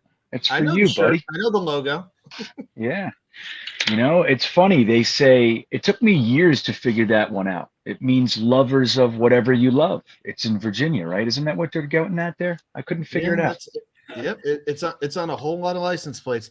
If Y2K would do a Jet stumper, this room would fill. Hey, you want my stumpers? That you got to get on Thursday nights on Green Bean Show. I'll give you the trivia. You got that. Yeah. You got that every Thursday. That Blake Cashman thing was awesome, bro. What a fun way to look at just a terrible, terrible period. That was epic, Y2K. It was a whole lot of fun / very painful to put it together. I will say that. Yeah, it's just crazy, and how you laid it out. Like when you look at it in a time capsule like that, it's like every time that we even considered having hope for this guy, moments later, he was gone again. Yep. And it's like it even boiled down to the pick itself. Like in that 5th round, we needed a center so bad. And there was a couple guys there. Ross Piersbacher, who's actually on our team right now, was the guy. I think I was screaming his name. Might have been gone already. I forget. But we needed an offensive lineman so bad. And Mike McCagnon traded around a bunch of times, and he picks a guy who his 2 years previous, he got season-ending injuries. Like, why? He came to us while injured. It's just such a bad pick. As much as the guy's got talent and we all like him, like what a bad pick. And you laying it out like that, it's like, yeah, this guy needed to go. The fact that Joe Douglas got a 6th, dude, that might be his best move yet. Really? Yeah. It's amazing. If you would have told us, like if somebody would have told us when this was all going on, we were all break last minute, everybody's frustrated with him. If I told you week 5 of this season, if I said, hey, Green Bean, we'll end up getting a 6th-round pick for him, what would you have said to me? Uh-oh. Freeze Bean. Freeze Bean is back. Well, from my perspective, I would have said, what else do we have to throw in to get the 6th-round pick? Yeah. Oh, there he is. Oh, he was there. He was there, and then we lost him completely. Hopefully, he'll get back in. Got to feel bad for the guy. He's getting another shot. Yeah. Look. I wish him the best. I really do. It's not like it wasn't for a lack of effort. He's just injury prone. Like, I got to be honest. When some people would say previously they hated the guy, I really thought that was over the top, because the guy, you can never knock the guy for effort. Some of these guys, I feel like you almost could, like, how dedicated they were. I've never doubted that the guy was playing his ass off. but the way he played, it was very okay. Well, Green Bean, thanks for the cameo. We absolutely appreciate it. We're glad that you're okay and you've been able to make some forward progress on your journey back east. Absolutely. So, Well, absolutely. Hopefully the next spot you're heading is better. This was better than the last spot you were in. That Sonoma, Arizona was like not, barely manageable, but hopefully your next landing spot. This one was a little better. At least we got a few minutes of you. And hopefully wherever you are going next will even be better. It's just, man, nothing was worse than Arizona. I don't know if he's still in Arizona or exactly how far he got, but he said somewhere between Central and Mountain because he had asked me about what time it was. So I think he's approaching Central Time Zone if he's not already in it. So okay, yeah, he's definitely working his way back. So Yellowstone, yeah. So but yeah, the thing with Cashman, I guess his body is just injury prone. The way that he's built and the way that his mentality drives him to play football, he has a very high risk of injury, and that's what we saw. And it'll be, I don't know how much attention we'll be paying to Houston this year, but if as soon as he gets hurt in Houston, Jets Twitter's we're going to tell the Texans fans, this is what we're used to. Yeah. And then, we'll just add the next chapter onto the Blake Cashman saga. Yeah. Yeah. I absolutely wish him well. I've got no bitter feelings towards him at all. It's just unfortunate. Yeah, no, absolutely. No, Calzone, I'm sorry. We're not going to bring anybody else on tonight, but we'll schedule something. Not the Wacky Wednesday show. We got other. We're not ready for that level of wackiness. My Friday night is more of my crazy night, or like a spontaneous Saturday night. We can do that kind of stuff, but this kind of stuff is planned, dude. This is my show. This is like the weekly show. It's like the planned show. It's the organized show. Organized chaos. Yeah, organized chaos. Oh, so here we go. So listen, we've talked about free agency. We've talked about the draft forever.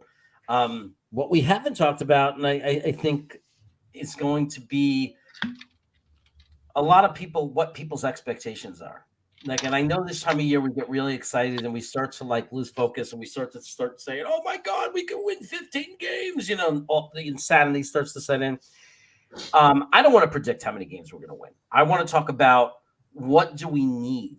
How many games do we need to win this year to complement the moves that he's making? Because it can't just be if we came in this year and went 3-14, we got problems, right? Because it doesn't matter how good the moves look, right? At some point it has to translate. So this year cannot be 4-13. Okay, we were 2-14. We doubled our wins.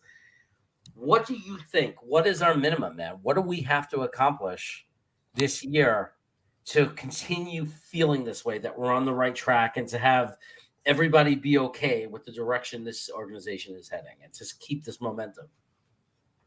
For me, I think we have to double it. I think we need to get to 8 wins. I would say 500, but that's obviously not a thing anymore, ties aside. But I think we need to be in the playoff hunt. I'm just responding here. I think we need to be in the playoff hunt into December, into the last week or two of the season. And that's not going to be easy because this conference, it feels like it's getting better all the time. Yeah. I feel like all these good players, it seems like they almost always go from the NFC to the AFC. Russell Wilson, Von Miller. I feel like it's not happening the other way around. Marcus Williams, another one. The AFC West is absolutely stacked, but those teams are going to beat up on each other. Our division's great. The NFC North is really good. The NFC South is really the only division that you could say is not that good, that has 2 teams that you would consider to be not good.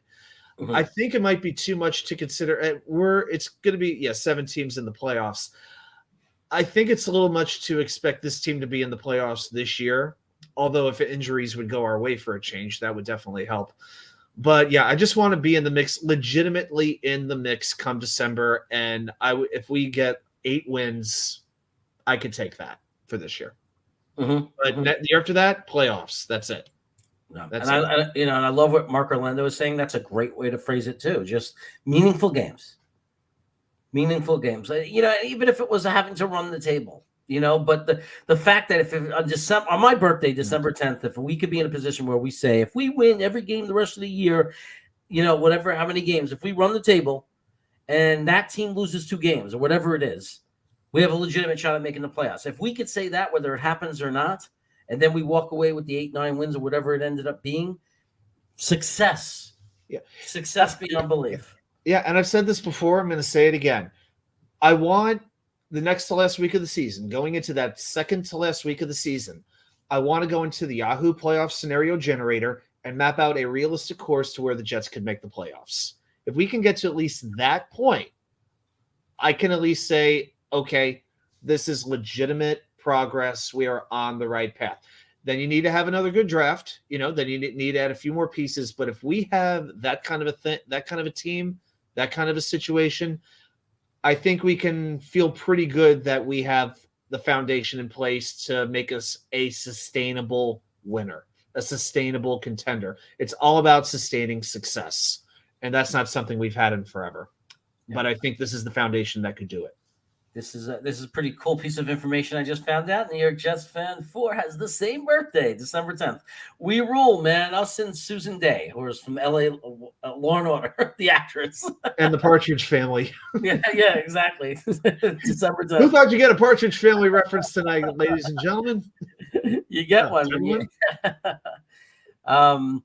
So Twisty Minds. Again, I hope you subscribed because you're new in the chat, but you might not be new to the channel. You may have been watching all along. I don't know. But sub up. That's simple. Good picks in the draft and Zach and more. So Mike LaFleur can manage the offense. I'm not sold yet if all that works out.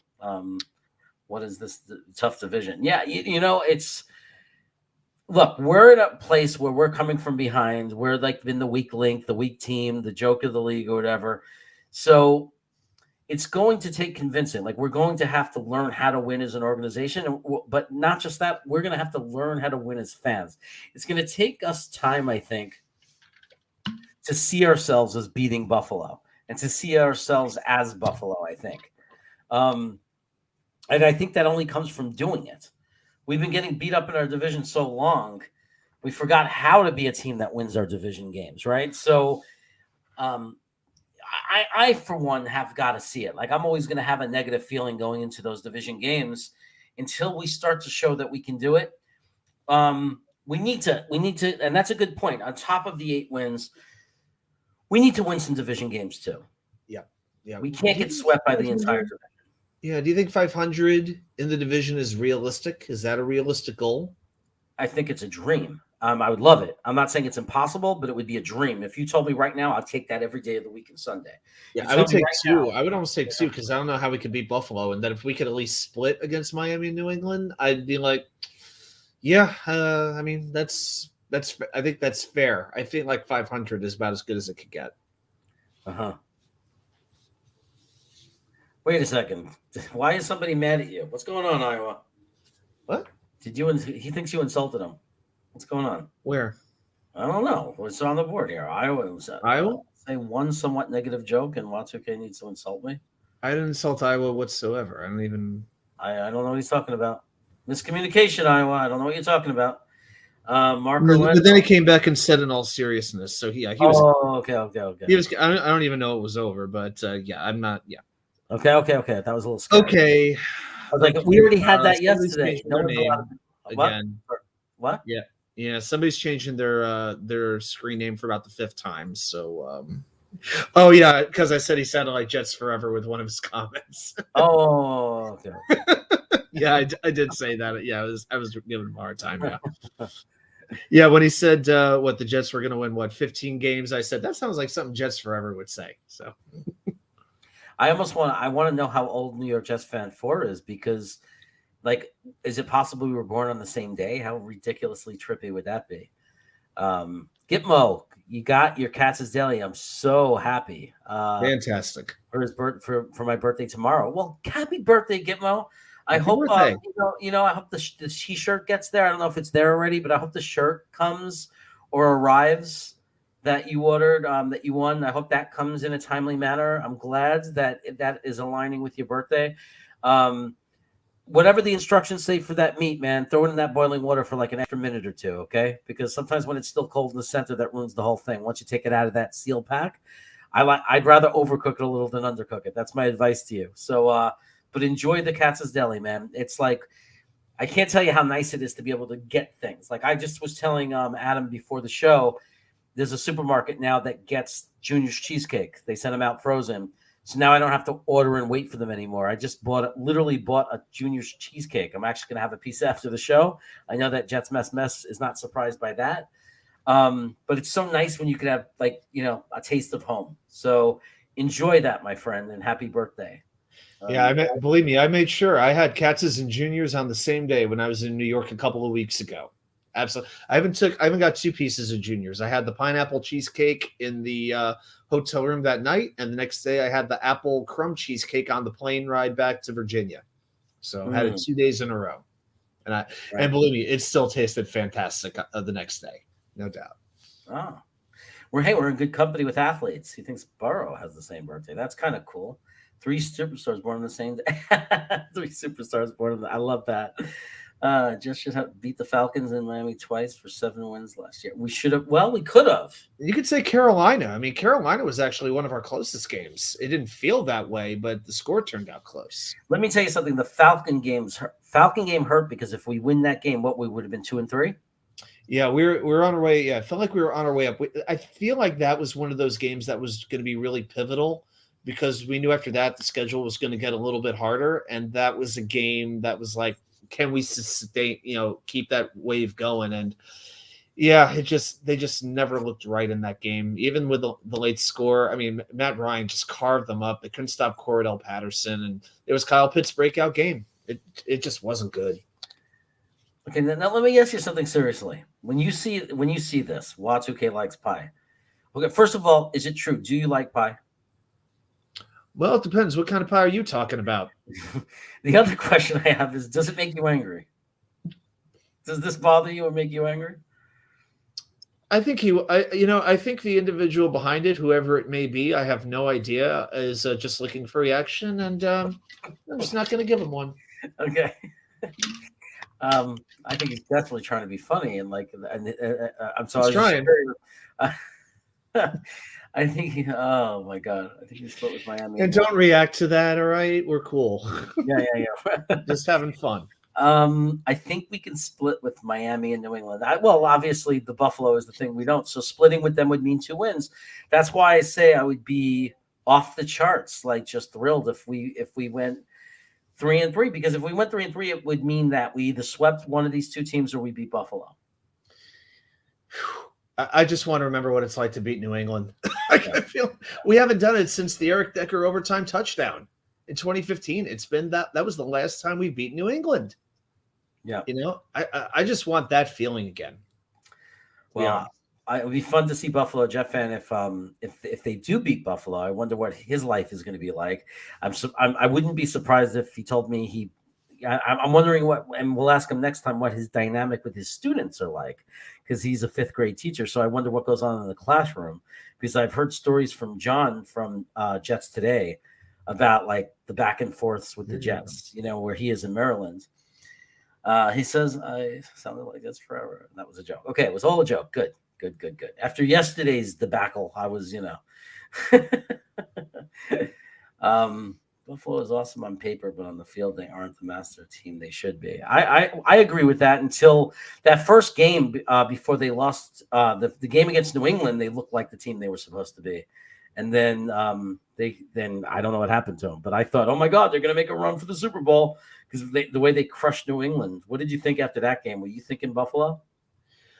I was leaning towards it. Because you remember they had some rough spots in that season. I mean, they lost to Jacksonville. Remember that game? I think they lost like 9-6 or something like that.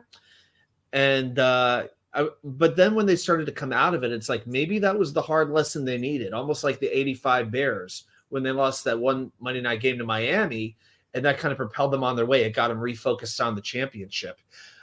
I was pretty confident whoever won Buffalo versus Kansas City would represent the AFC in the Super Bowl. And as we all know, that turned out to not be the case. So I think maybe that game took a lot out of Kansas City. I think more than we know.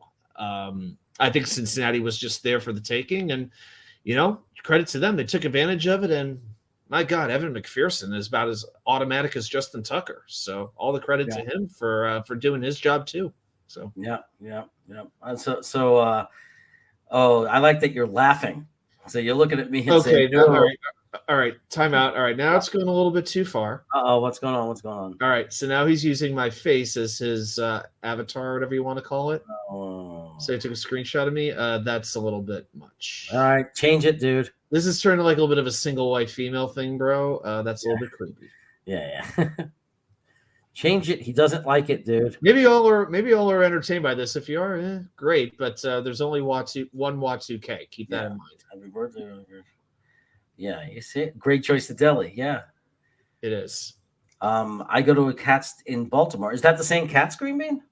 Or I don't think there's a cat. The only Cats is there. Now, I've been to a couple of places in Baltimore that serve some amazing stuff. Chaps Pit Beef. If you're ever in Baltimore, guys, go to Chaps. So instead of them, smoking and curing the pastrami, they're actually cooking the meat, big chunks of meat over charcoal. Beef, corned beef, ham, turkey, even Italian sausage. They cook it over charcoal, and then they slice it thin on the slicer and shove it into a French roll. And then they have like a whole condiment bar with raw onions and pickles and barbecue sauce, honey mustard, whatever you want. And fresh cut fries, like the real hand cut fries. We'll get to that question. That's a good one. But the last time I was there, I think it was the Rich Witch, named after Adam Richman, which was beef, corned beef, turkey, and Italian sausage on the same sandwich. I put on a little bit of hickory barbecue sauce, a little bit of raw onion. It's like $12 for that sandwich. It is fantastic. So if you're in Baltimore, Chaps Pit Beef, and you can order that online too. Delicious. Hey guys, we kissed 35 people in the stream. We're getting closer and closer. One day it's going to happen, and we're going to get to give away that Spock. Man, if we held at 35, I was about to give away this Barry Sanders football card from 1989, prospect card. Rookie year. I don't know if it's worth that much, but still, it's a pretty cool thing to have. I was about to give that out at 35 in celebration, but then we dropped right back down. You got to stay in the stream for it to happen. But looking to give stuff away, guys. So hang in there. So let's see if he changed it. That's going to be. No, he changed it. All right. Okay. See, at least he listens to me. I seem to be able to control the boy. Okay, so. You control him, really. Well, I contain him to some level. You may have him on a leash, but he's still like a Rottweiler going all over the place. But you know what? One day I'm going to be in Long Island or something. I'm going to have a problem, and I'm going to be able to call him, and this truck of a kid is going to come and just tackle and kill somebody for me, messes with me. Control. I was got it right. You call that Cujo. It's my personal bodyguard, man. Between him and Nick, I'm good. Can you imagine threatening you? That's what I want to know. Can you imagine what he would do? No, I was in Long Island when I went to Stony Brook. We were once in the parking lot. Me and a friend, we came out of something. And there was some drunk dudes, and you could tell they just wanted to jump people. And my friend was Chinese, so he was worried. He goes, because this was 19. Not that it couldn't happen today, but this was even worse. It was like 91, 92. And he was just sitting there going, this guy's going to jump me. Right? He's like looking to fight people. He's going to see me, and he's going to want to jump me. And he goes, and in the shopping strip, there was a Chinese restaurant. And we go in there, and he starts talking Chinese to the guys. He's like literally lives in Chinatown in New York City, this dude that I was friends with. And he starts talking to them, and they came back with a knife and gave him a knife. And I said, dude, we're not going back out there with a freaking chef's knife. I go, you want to go to jail? I said, we're just going to wait this out, dude. And but that was like a moment where I could have gotten on the phone and I could have called JC and been like, Jay Cole, man, dude, I'm in trouble. I'm in this shopping center. And he would have grabbed some of his guys and he would have been there. I'm just saying. He has guys. Oh. He has guys. He would have brought us. He would have been there. I'm just saying. You could say what you want about the kid. He's loyal. He'd be there. I would believe that. Oh yeah, we know that. We know that. Yeah. So Iowa, is a cheesecake a pie or a cake? Good question. Yeah, it's actually funny. I actually had an interaction with juniors on Instagram today, I'm not making this up. Because when you go there, they have like their cheesecake, but they don't say they have strawberry cheesecake. They say they have strawberry cheese pie. And I said, well, why is this not strawberry cheesecake? And they said, we have strawberry cheesecake also. So to them, they make both. So to me, it's a little bit confusing, but yeah, I guess how do you define cake versus pie? Now, I think a cake has a pie has a filling, right? A pie has to have like a filling. A cake can be like solid, but a pie is usually like more liquid. I feel like it's its own category almost, kind of like a hot dog is its own category. It's obviously not a sandwich. I think we all know that, hopefully. I feel like cheesecake's really its own thing. But in terms of the pie versus the cake, I would like to know the differences. I feel like it's pretty subtle.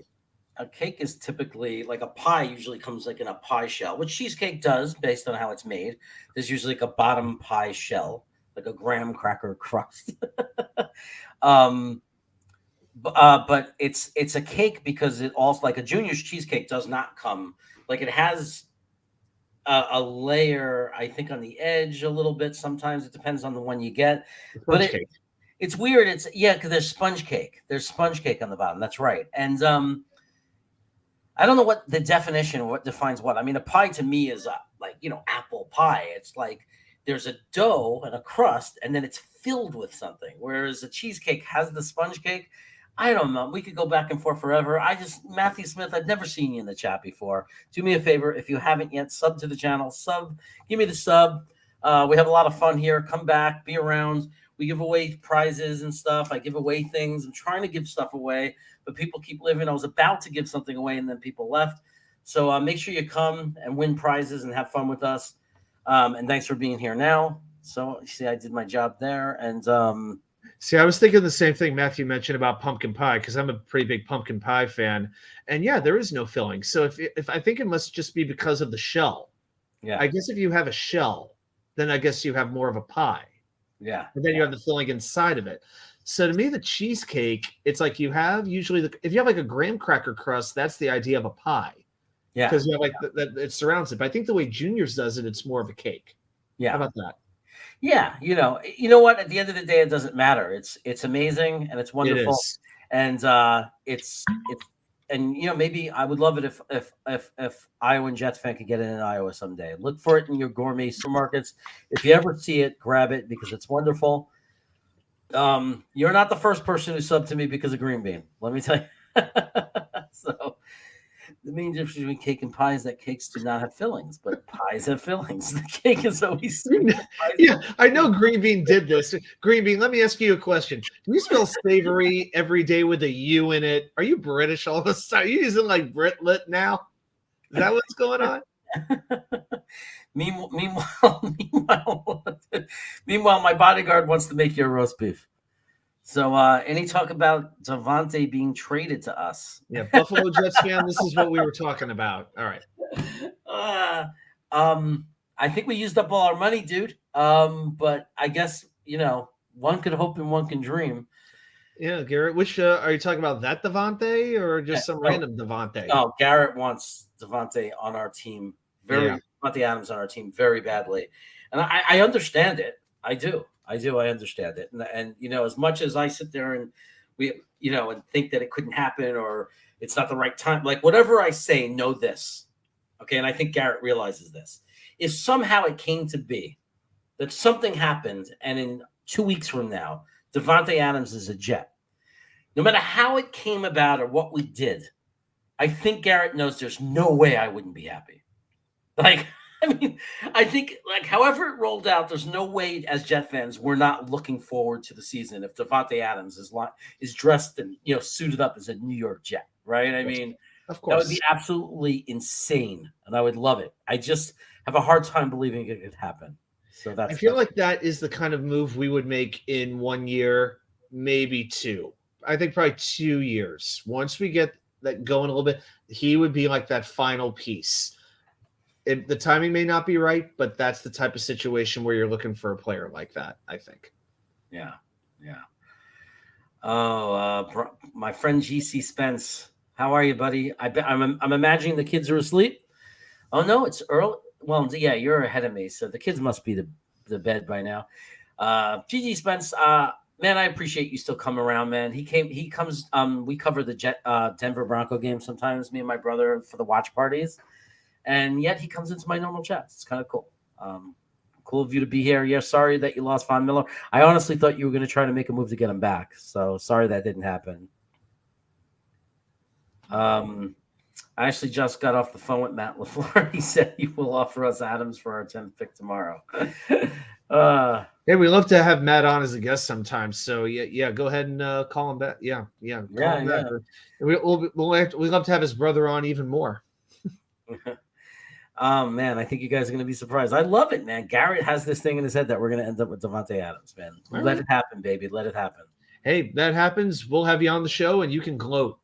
Oh my God. I'll have him on the show anyway. I love Garrett. Absolutely. Garrett, you can come on the show anytime you want. All you got to do, we're friends on Twitter. He knows how to get a hold of me if he ever wants to come on and talk about his love of Davante Adams and anything else. Always welcome to come on. I love Von Miller to the Bills. They won't get a Super Bowl and they may get screwed by the contract. We'll see. It's a risky signing. I mean, he's an aging guy, right? But he still seems to have something in the tank. But when you get to a certain age, it goes fast.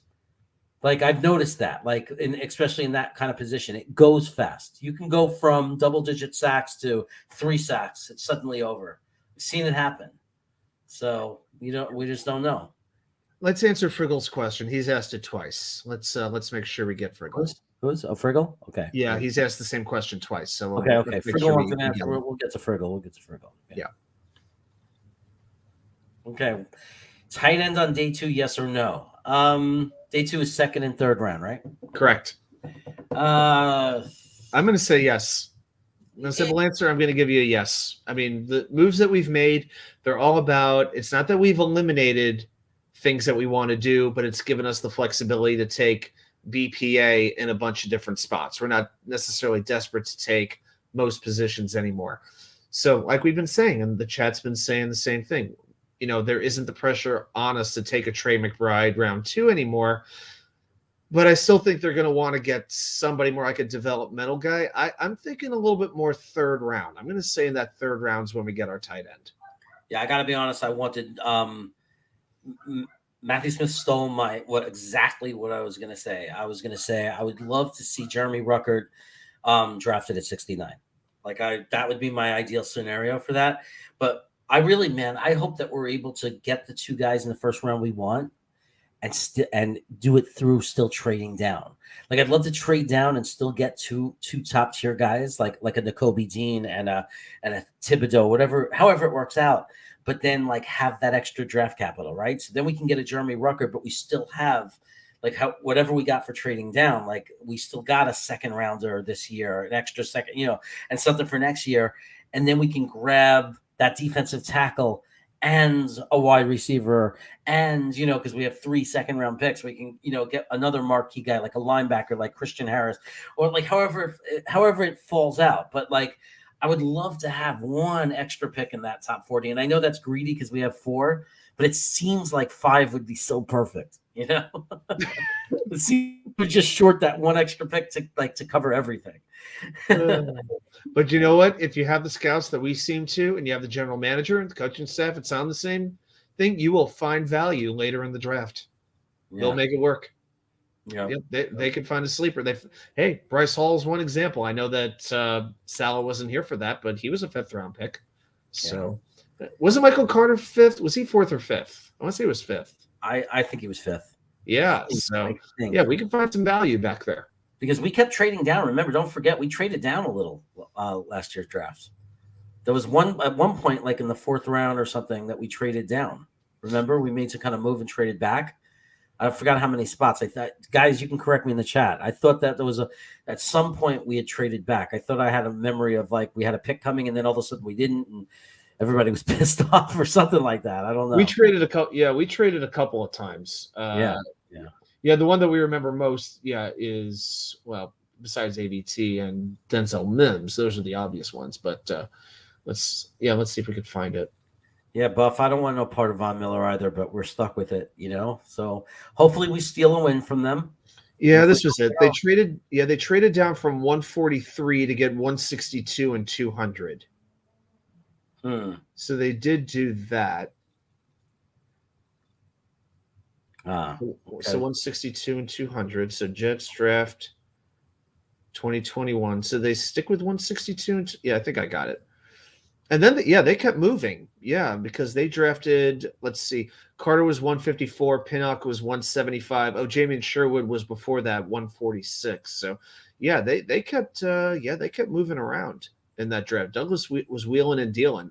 200 was Brandon Eccles. So we did trade and take Eccles with that last. We took him. We had 3 5ths and 3 6ths. That's another thing. We talk about this draft class, but at the end of the day, remember, we had 1 second-round pick, no third-round picks, 1 fourth-round pick. 6 of these picks were in the 5th and 6th round.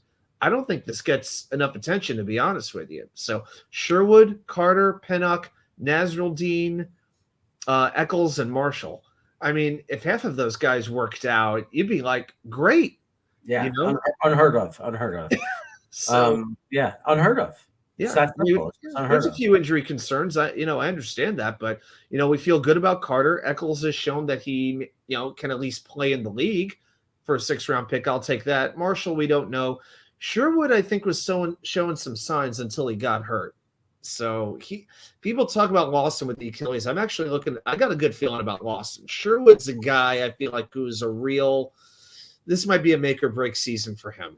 He's got to show something this year. I think they might try to move on from him in terms of playing time. So how many tight ends will we carry? I think we're going to carry 3. The 2 guys we signed, the guy we draft, and I think that Kenny Yeboah will be a special team guy, like Brown was last year. I think Kenny Yeboah will probably be a special team guy.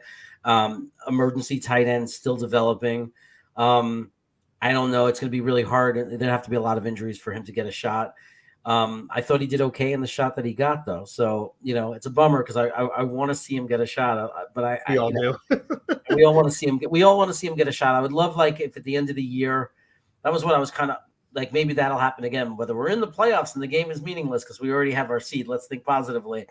Or we're up by 30 points. Can you imagine that? Up by 30 points? No. We're in some game where we're winning 42-10, and it's like the 4th quarter, and we bring him out and we let him play and block a little, and it'll be mostly running the ball out, but maybe a couple of short passes to him, like something like that. Yeah. But he's gonna hopefully he'll stay on the squad as special teams, in that role. Yeah, I mean, hashtag free Kenny. I remember one game last year when they threw they were setting up a screen to him, but the defense knocked the pass down. And I remember I almost fell to my knees at that point because I'm like, he's not going to get another chance this game to catch a pass. Yeah. And he didn't. Just because the line didn't block for him. So, So apparently Matthew Smith played with him in high school. You played versus him. Okay, against him. Wow. And you got a chance to work out with him. Cool. That's really cool. He must be a monster, right? Man, he must be a monster, an absolute beast in the gym. I can only imagine. For you to be for him to get where he is right now and to go to Ohio State, can you imagine the weight that he pressed? Jeez. Fast too, right? We compare players to each other as slow and fast, but all these guys are superhuman to the rest of us normal humans, humanoids, as Shaquille like to call us. Shaquille O'Neal would refer to Bobby Heenan as humanoids. We're humanoids. Yeah, the humanoids. That was a Bobby Heenan. Bobby Heenan, that's right. The brain Heenan. That's where you got it from. You got it from Bobby. Absolutely. And those of you who are too young for that, God bless you. I feel sorry for you on that one. Yeah. He was the best. Oh, yeah. Michael Carter was the beginning of the 4th round. That I know. But the MC right, first Michael Carter, that was our 4th round pick. That's right. Yeah, exactly. Yeah, so that's why we traded back with. Yeah, we did trades with Casey. That's why they were 5th round picks. I mean, we had higher, but we ended up trading back a lot, right? But and that's why it's hard for me to imagine that we won't at least get 1 6th or 7th round pick in this draft somehow. I can't imagine that we're not going to do a little more wheeling and dealing. Yeah. So I don't think that Panera. I think the one thing about Panera Bread is that he does not have. He's accurate. He's accurate, but doesn't have the big legs. So it is something to be concerned about. Like, it's like if we had to go for a 53, 54-yard field goal, that's not the guy you want, but he's super accurate inside, 48 yards and inside 45 at least. And we didn't have that either, right? So at least we can kick field goals inside 45 yards. I do think that at some point before we become truly competitive, like in the next couple of years, like maybe not next season, but like when we become a very serious to go to the playoff type team, we need to get it addressed. Like if either he's able to kick 50-yard field goals, or we're going to have to address that situation, because you can't go into a season as a playoff team. Like in 2 years, if we're a playoff team, you can't go into a situation like that without a kicker who gives you a chance at 50 yards or a little bit more. Right. We can't have Doug Bryan part 2.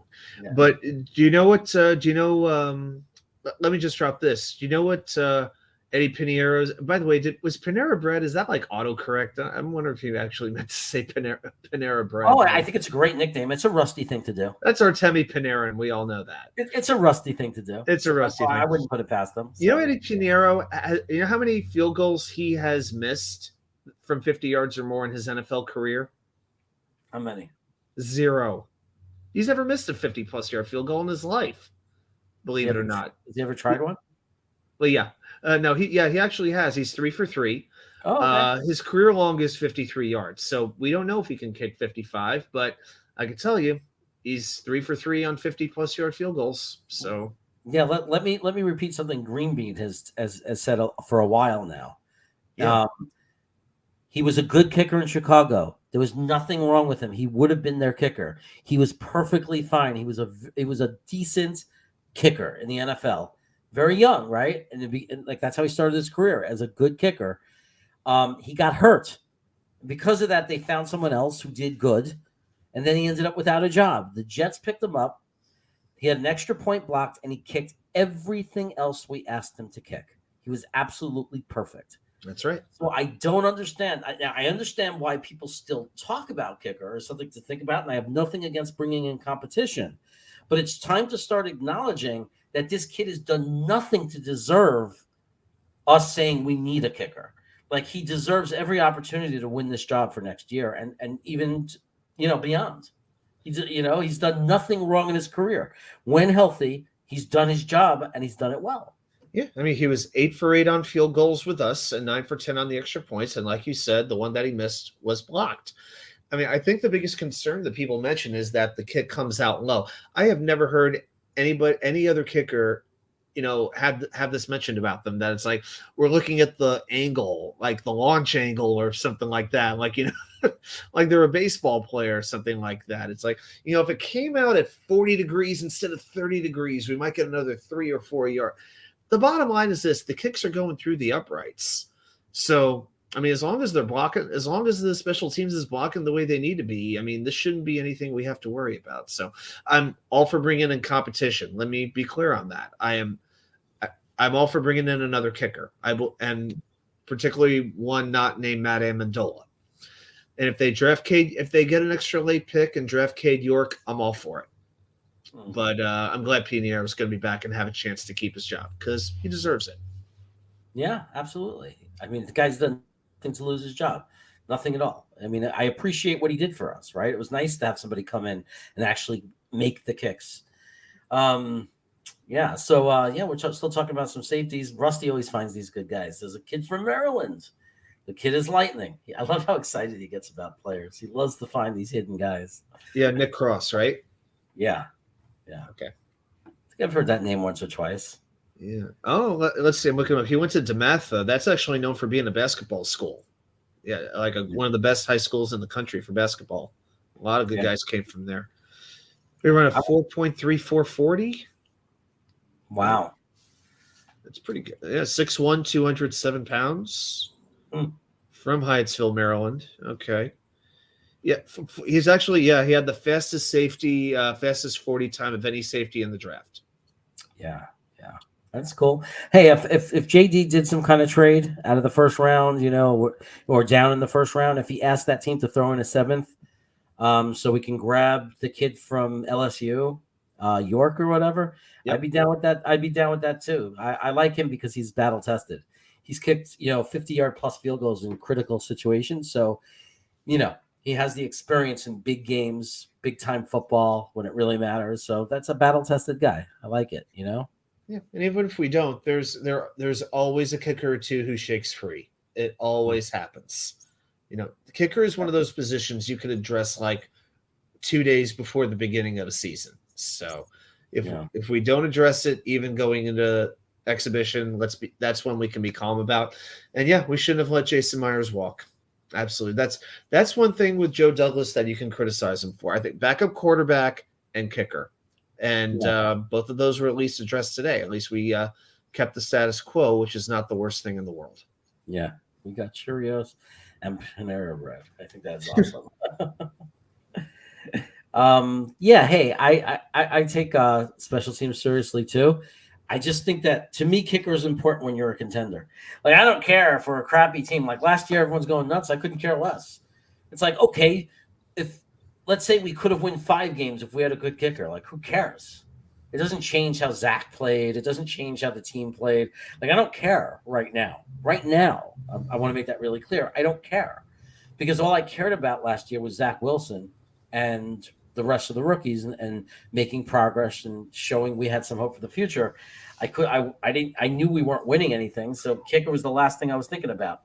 I agree 100%. We need to make sure whatever happens moving forward, when the time comes that we're up there and we're in the hunt in December and we're playing meaningful games in December, we better have a kicker we can rely on. No doubt about it. By the way, if anybody wants just a quick baseball update, the Dodgers have signed Freddie Freeman, 6 years, $162 million. The Dodgers and the Mets are going to have just a war. They're going to both be twice the salary cap and just battle it out every year. It's going to be crazy. Crazy. So that's finally done. Yeah, we're scarred. Well, remember, Matthew, Amendola can punt. He can punt a little bit now. Yeah. Well, that was the thing that was sad about him not working out as a kicker, because boy, was he a hero as a punter. Yeah. That was probably the highlight of that Carolina game, was him punting. Yeah. Oh, we are running down on, we're getting to that time.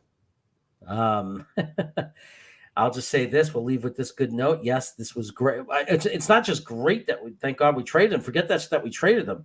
How amazing is it that we traded them? How amazing is it that we actually got draft capital from Blake Glassman? Like how insane is that we actually got draft capital?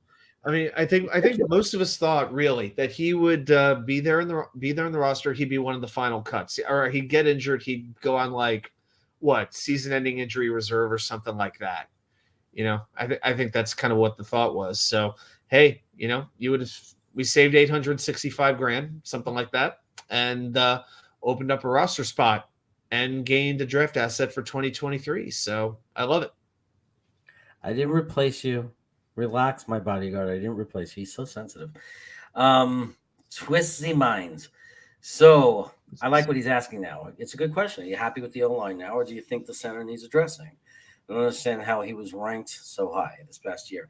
Forget about the rankings, right? I agree. Like the PF rank, the rankings were ridiculous. It had GVR ranked higher than AVT. Absolutely. It's just GVR was ranked higher. AVT was our lowest ranked offensive lineman by PFF. Yeah, PFF is garbage, absolute garbage.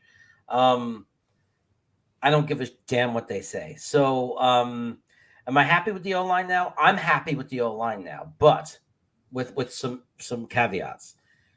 Would I complain if we took Alec Lindstrom in the draft, for example?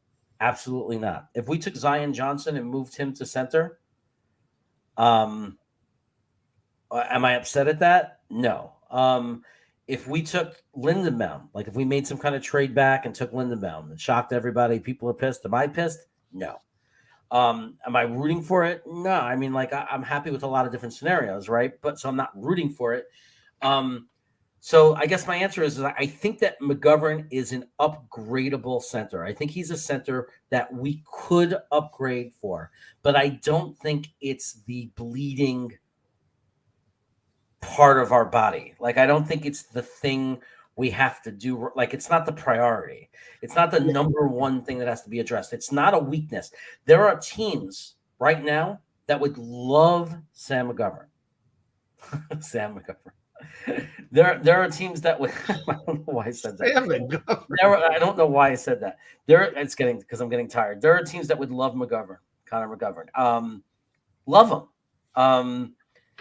Like Chicago Bears right now, who lost Daniels, they would love him. So I'm happy with them. I'm not shaking in excitement like that I would be. Like, in other words, if we somehow got Lindenbaum, or if we took Lindstrom and he ended up to be a big success, like right in camp, like he was like mauling people and won the job, I would be more excited. But at the same time, I think that McGovern will play better, like he did when LTT was by his side. I think this is the first time he's coming back into a system for the second year in a row, I think, for us as a Jet. I think he was getting better at the end. I think LDT was helping him. And with better guys around him, he was better. So I am okay with McGovern going into this year. But would be super, super excited if we upgraded somehow, if something happened where we ended up with a better center. Because to me, you can never be too good on offensive line. It's like I would love to just have a monstrous wall. And you can never have enough depth on offensive line either. I mean, if what we wound up doing is drafting an Alec Lindstrom, let him sit for a year, as sort of like this being his redshirt year, great. I'm all for that. And then, or if you determine he's ready, as we know, you can save $9 million if you do. No, we can. No, we can save the $9 million if we do cut him. But it's like I said, if Connor McGovern is the weakest link on your offensive line, that's fine. This is not Wayne Hunter, who is a human freaking turnstile. This is not, this is not Adrian Clark, and this is not Colin Baxter. The backup center who, when Mangold was out and Mark Sanchez basically got plastered in Baltimore that one night. I still can't forget that night. So to me, I am fine with McGovern for one more year. If you have the chance to upgrade, great. If you're in a position to upgrade, that's cool. With Zion Johnson, fine.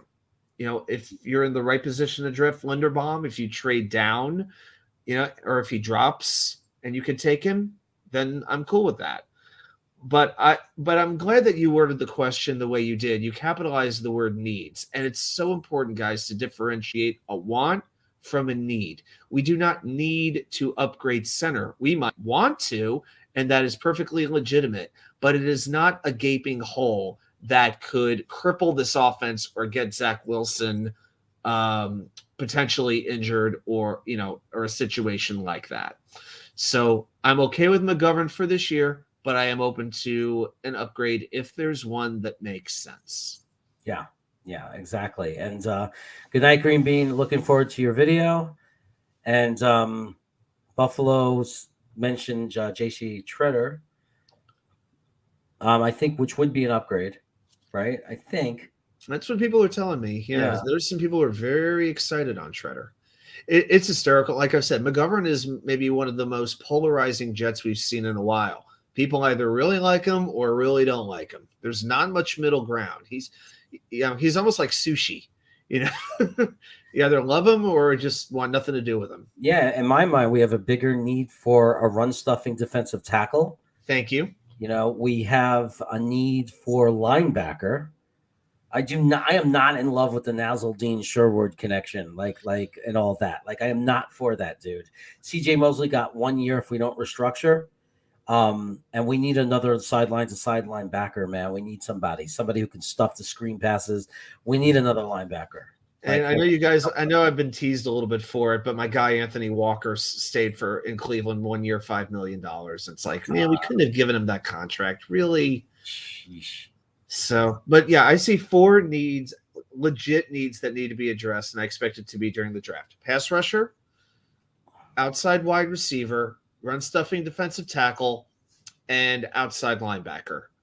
Those at this point are needs. And I'm not even putting tight end on the board. That is now, for me, that's now a want. I'm okay rolling with Uzoma and Conklin. Yes, I definitely want to draft somebody, but I think we need those 4 things in the draft to take that next step. So that's what I'm watching for. Yeah. All right, everybody. He's going to get his wish because it is time. I want to thank everybody who was here. I want to thank our guest from earlier, our special guest, the Buffalo Jet fan. We'll definitely have you back on. Also, I'll get in touch with you because I know some people who would love to come onto your show that are on my channel a lot. They're looking to talk more football, and I think you'd enjoy them as contributors to your channel, help you out there. They're good guys with a lot of experience on camera. And we'll have you back here. And if you ever need me to come onto your show, let me know. And thanks to everybody in the chat, man. There's some new people. I appreciate you guys for coming. Hopefully you'll come back. Hopefully you had a good time tonight. And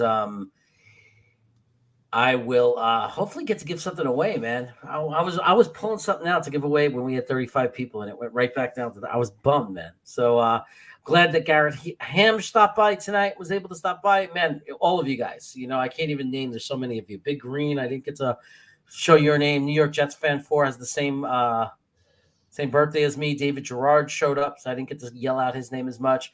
But, man, appreciate all of you. Mess, glad you're here. Man, I could just go all night. These guys are the best. And most of all, Watsuke.